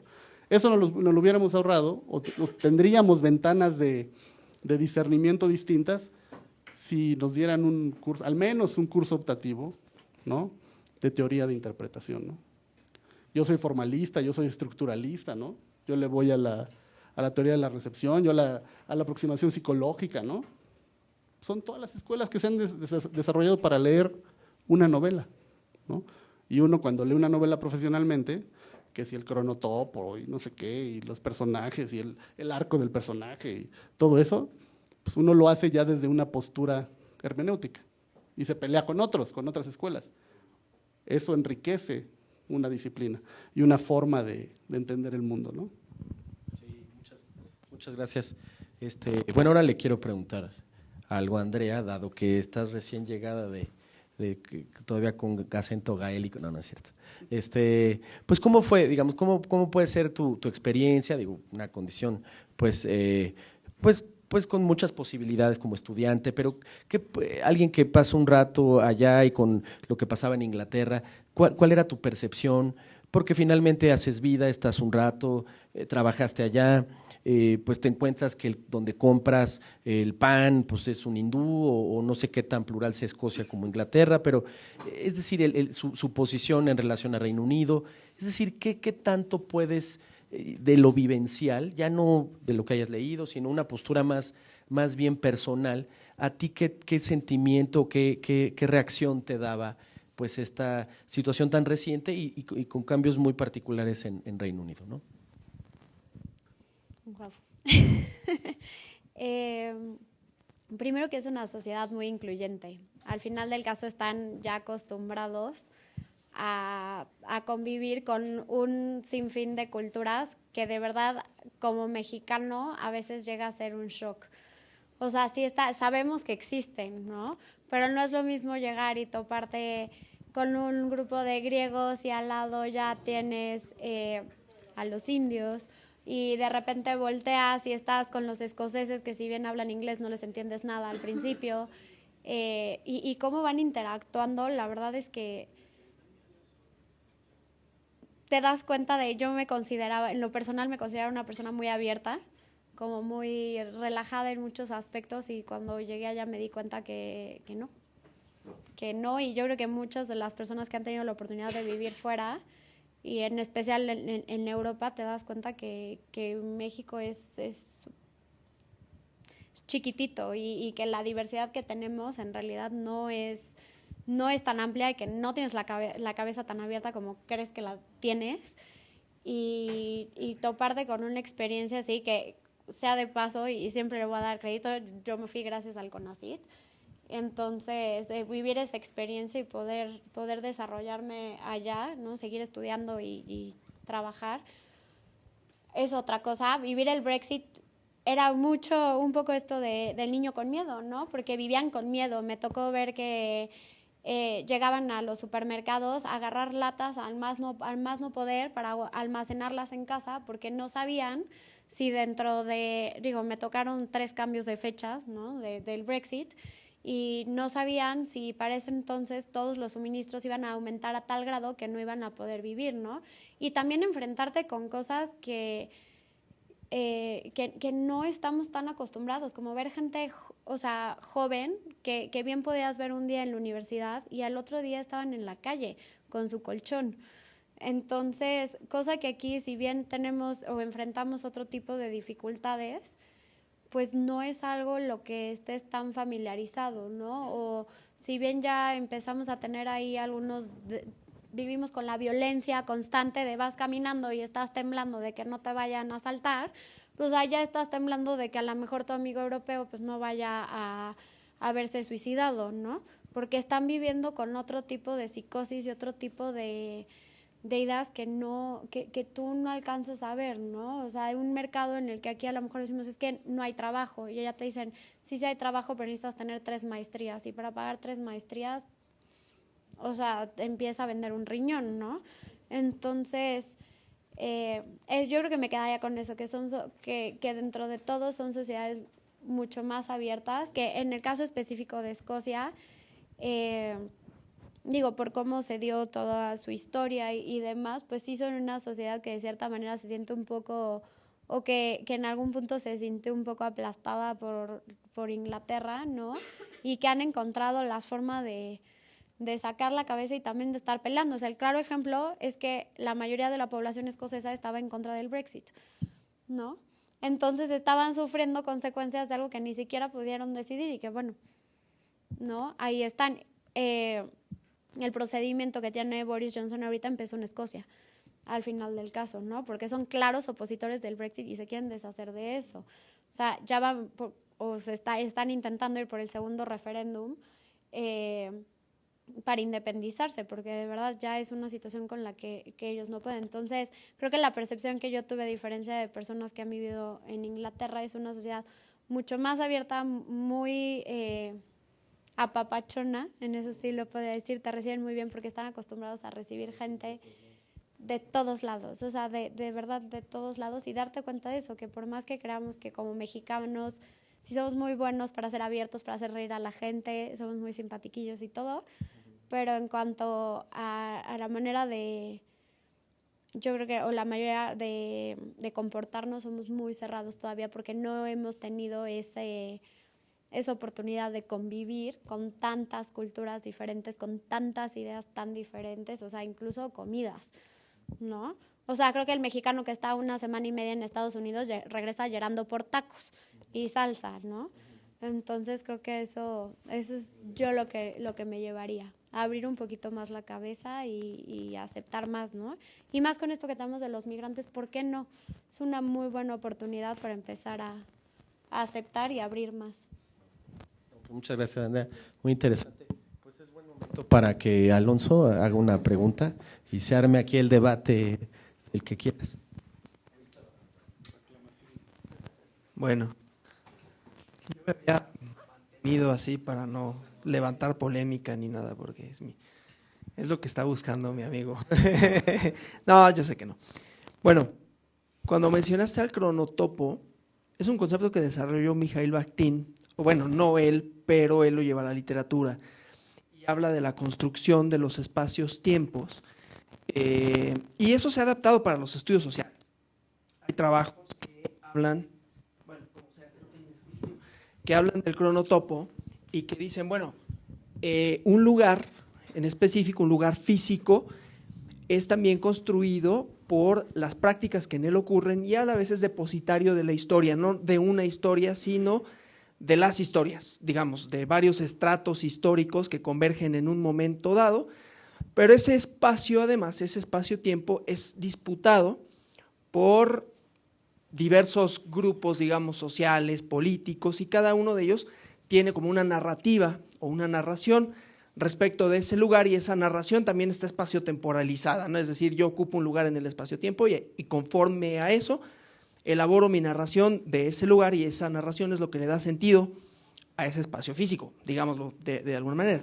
Entonces, eso es lo que sucede un poco en la novela, en el sentido de que construye un espacio inexistente aparentemente, pero latente. Por eso es que después, años después, se puede como comprobar con Trump. Entonces, bueno, mi pregunta más o menos va por ahí, como de, porque lo que comentaste desde un inicio fue como preguntarte, ¿y en verdad perdió, no, Lindbergh? Porque justamente, a pesar de los resultados electorales, que estos siempre son, al tener una periodicidad, las elecciones, eso implica que las tensiones que están ahí y que han estado ahí históricamente van a continuar, y que en algún momento van a poder dar el vuelco y volverte poder lo que en un momento fuiste oposición, por decir, por menor que sea, ¿no? Entonces, en el marco de ahorita todo lo que han comentado, el resurgimiento de los nacionalismos o de ciertos discursos de odio, dentro de los cuales yo no pondría al gobierno actual, por cierto, pero esa es otra cosa. Pero, ¿cómo ven ustedes eso, no? O sea, cómo estas disputas históricas se van entretejiendo, ¿no? Y van conformando el lugar que es, y refiriéndome propiamente a la novela, cómo hay todas estas narraciones que son parte de lo que siempre ha sido Norteamérica, incluida la fantasía de que funciona el orden y funcionan las instituciones. Pues no funcionan, vamos, funcionan más o menos. Yo también, muy confiados estaban los estadounidenses antes de la elección de Trump, de nuestro sistema democrático no lo va a permitir. No, claro que lo permite, ¿no? No solo por las reglas formales, que desde luego que lo permiten, sino por todo el discurso, por todas las prácticas y toda la historia del racismo con la que cargan, ¿no? Entonces, a veces eso ayuda como a destrabar ciertas fantasías que se tejen en torno a los lugares. Entonces yo les quería preguntar sobre este constructo que es Estados Unidos, desde nuestro punto de vista, que muchos lo ven como una idealización de la democracia, de los derechos civiles. Sabemos que no es así, pero cómo esto sirve para desmitificarlo y ver que hay estas narraciones en tensión. Entonces, ¿qué quieren? Pues tú, ¿quién quieres que te...? No, pues todos ahí. Vamos a Siempre las ensaladas son mejores, ¿no? Pues ustedes sienten, pero yo siento que voy a dejar, no es cierto. Digo, no, tampoco es que no es cierto, es que soy muy bueno. No es cierto tampoco. Mira, voy a tratar de irme por orden. Lo del racismo, el racismo no es más que uno más de los nombres del miedo. Yo así lo vería. Es el miedo al otro, a lo diferente. Puede ser la raza, puede ser la posición económica, puede ser el lugar en que se habita. Haz patria, mata a un chilango. Los judíos fueron los que crucificaron a Cristo. Voy a citar a Nacho Cano en el Blues del Esclavo: el blanco bueno es el blanco muerto. Y por otro lado, tomando un poco lo que tú decías, sí me gustaría que se construyera una historia como las de José Santos Chocán o de todos ellos, del buen salvaje, donde todos somos salvajes, pero todos somos buenos. Desgraciadamente la realidad es más cercana a Locke que a lo que dice Santos Chocano, ¿no? Entonces, yo sí creo que este libro sobre el temor, y creo que el racismo es una forma del temor, es el miedo a lo que no comprendemos, o también, como tú decías, a lo que se parece tanto a nosotros que no puede engañarnos, ¿no? Digo, para hacer una cita de un gran cantautor recientemente desaparecido. Es una de las manifestaciones del miedo, y claro que hay racismo. Y podremos decir que Andrea nos comenta y muy bien que son muy abiertos en la Gran Bretaña, pero no lo son tanto tampoco, no lo son tanto. Y hay una serie de prejuicios enormes. En alguna ocasión mi primera esposa, y tengo que decir mi primera porque me he casado 3 veces, lo cual demuestra que sí creo en la familia porque sigo insistiendo, ¿verdad? En algún momento estuvimos en Oxford y mi landlady, que se oye muy bonito esto de landlady, le preguntó a mi esposa que si yo tenía algún problema de la piel o que por qué me bañaba todos los días. Bueno, eso es una. Bueno, teníamos los dos, obviamente. Cuando cruzamos una vez la frontera con Suiza, a mi mujer la dejaron pasar, a mi entonces mujer, hago la aclaración, se está transmitiendo vivo porque si mi actual mujer me está viendo me va a linchar. Ups, bueno, ya lo dije. Cuando cruzamos la frontera con Suiza, yo pues véanme cómo soy, o sea, y aparte traía la barba más larga, tenía cabello entonces, lo usaba largo, traía un abrigo negro y vaya, ella me dice, me detienen a mí diciendo que yo era persa, que yo era iraní y que qué estaba haciendo en ese momento en ese lugar, y a ella la dejan pasar de largo. Le dijo, los dos somos mexicanos. Dice, no, tu pasaporte es falso. Le dije, no, los dos son, no, ella es británica. No, ella de británica tiene lo que yo ahora de 30 kilos, ¿no? Por ejemplo. Pero bueno, no son tan abiertos y nadie lo somos finalmente, me refiero ya como grupo, independientemente del grupo en que participemos.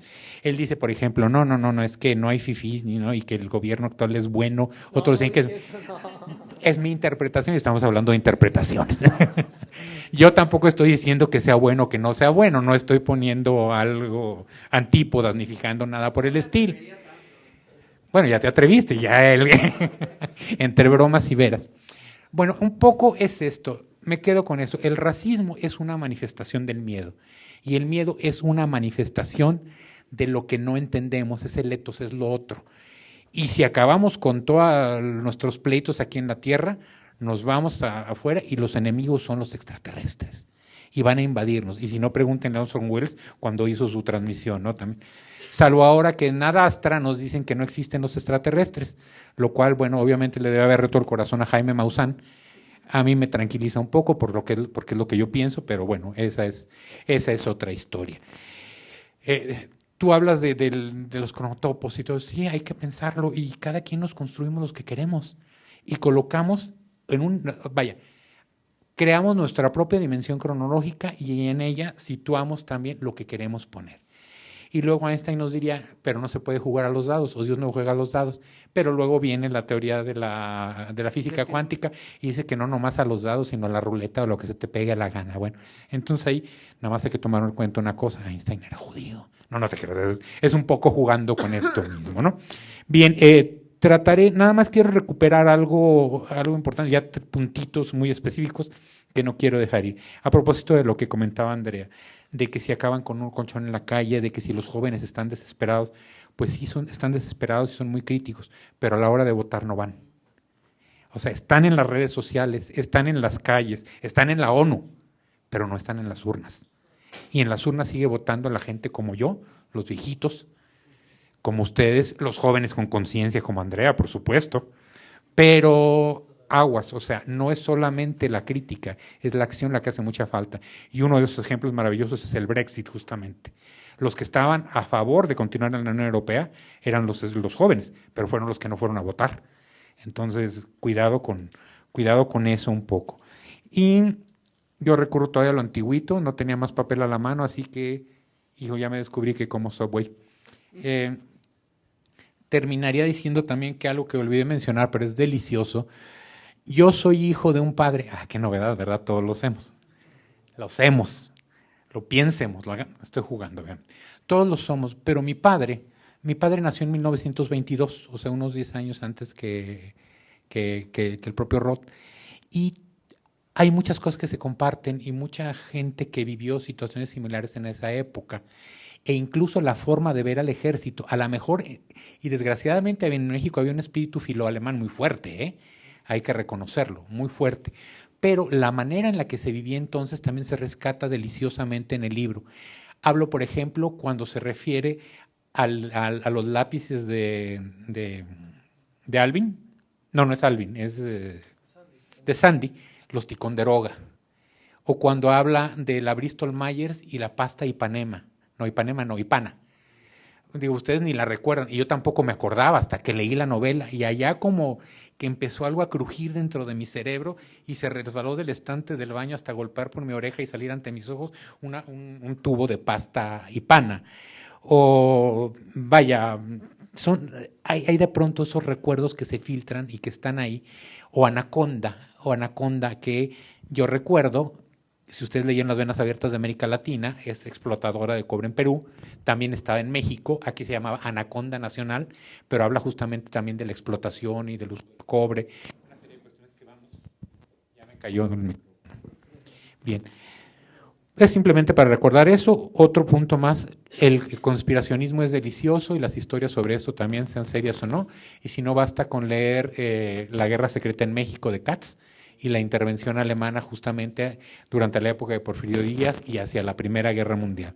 O sea, actrices, actrosos, estoy jugando con el término porque hacen destrozadero y medio.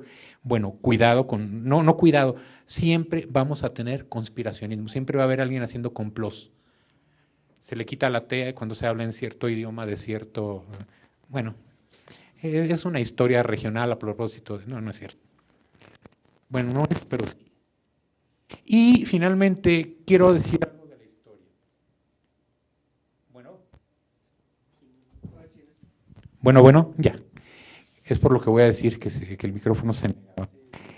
Voy a hablar de 2 premios Nobel. Voy a decir algo que me va a convertir en apóstata. No me gusta y nunca me ha gustado García Márquez. Pueden empezar a apedrearme. ¿Perdón? Ya no puedo seguir al lado de... No me gusta ni me ha gustado jamás García Márquez, la verdad. Prefiero no, pues ahorita nos arreglamos. A golpes, no es cierto. Prefiero, por supuesto, a Alejo Carpentier, adoro sus Pasos Perdidos, El Reino de este Mundo, La Consagración de la Primera, qué sé yo. No me gusta García Márquez, lo siento, perdón.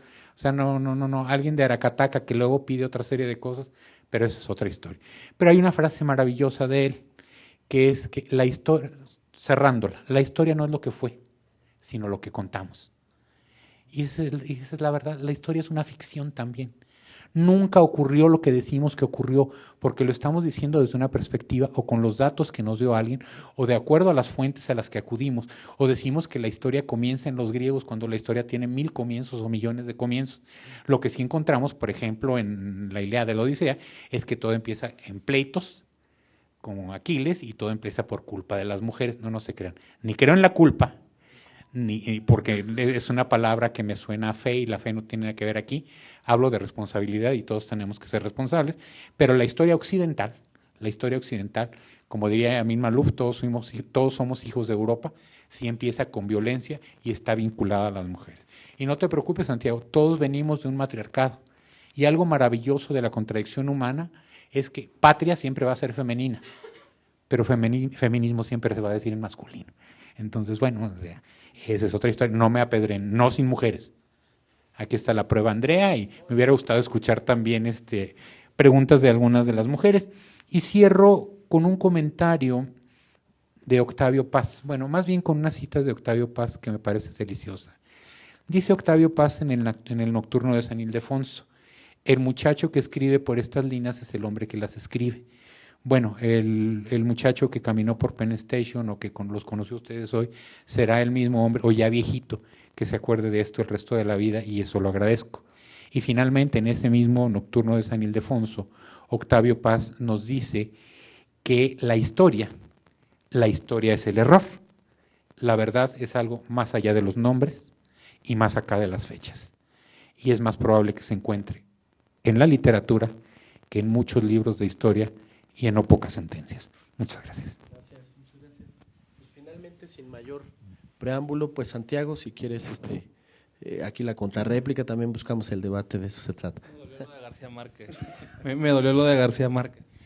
Bueno, para forma de cierre, otra vez agradecer la invitación de poder compartir con ustedes. Llevo muchos aprendizajes. La pregunta que hicieron al inicio con respecto al vínculo entre literatura y derecho, yo siento que sí es una cuestión que necesitamos mucho. Tuve el privilegio y me distinguieron un tiempo, di clases y procuré hacerlo lo más práctico posible y vincularlo mucho con lo que a nosotros los jóvenes nos llama, porque aunque a mí me encanta leer, también debo decir que hay veces en que un libro, o sea, no me atrapa lo suficiente. Entonces, otro con lo que me quedo es lo que dijo aquí el magistrado, es efectivamente cierto. Nosotros somos muy buenos para tuitear, somos muy buenos para compartir videos por WhatsApp, pero a la hora en que hay que salir a la urna, uy, sí, ya.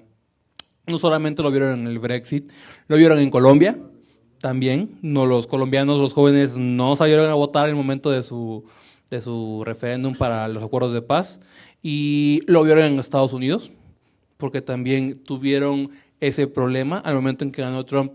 La juventud, que era la que estaba en contra de él, también dejó botadas las urnas, y a pesar de que el sistema en el voto popular ganó Clinton, en los estados en que necesitaban ganar por el colegio, pues ganó el Midwest y ganó el racismo, la parte precisamente que más describen en la novela.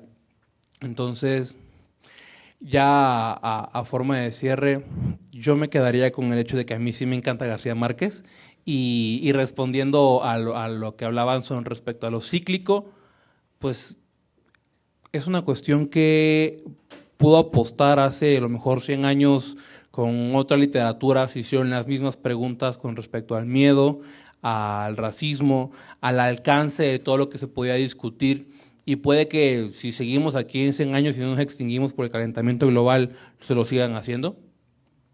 La forma en cómo una sociedad se construye es una cuestión multicultural.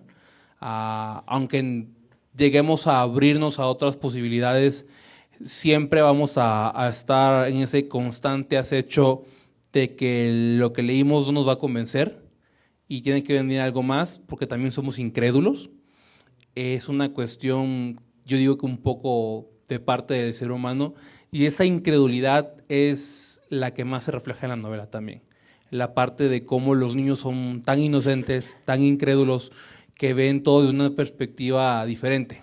Quizás nos hace falta un poco de esa perspectiva diferente para encontrar ciertas cosas, entre ellas que no siempre tenemos que tener un villano a quien culpar, porque también es una cuestión de la ideología humana.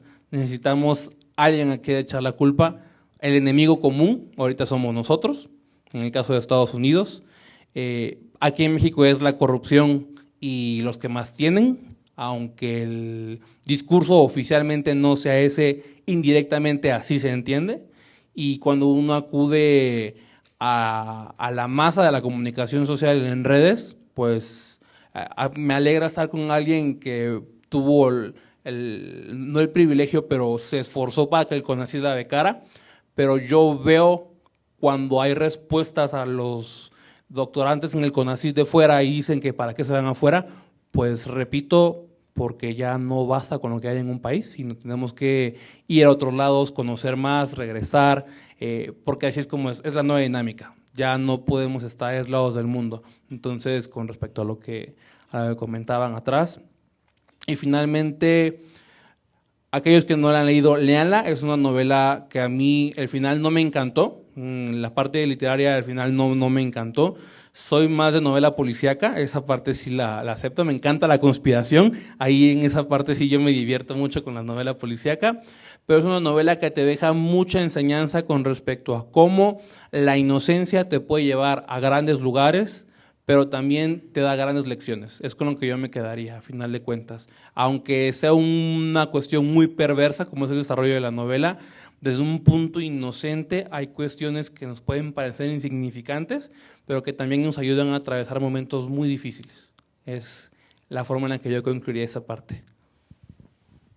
Pues bueno, pues muy bien, Santiago. Pues muchísimas gracias a todos. La verdad ha sido un placer poder reflexionar, charlar, medio discutir. La verdad les agradezco enormemente a cada uno de ustedes el esfuerzo del tiempo que hayan venido, que hayan dedicado, y creo que fue estupendo, y pues ojalá nos veamos en otra ocasión de esta manera. Muchísimas gracias a todos. De verdad, gracias.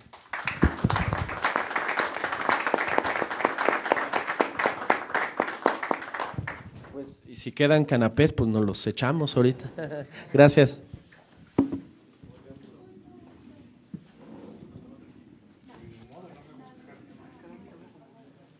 Ya no puedo seguir en este salón, ya no. Pero toda la exotización que haces.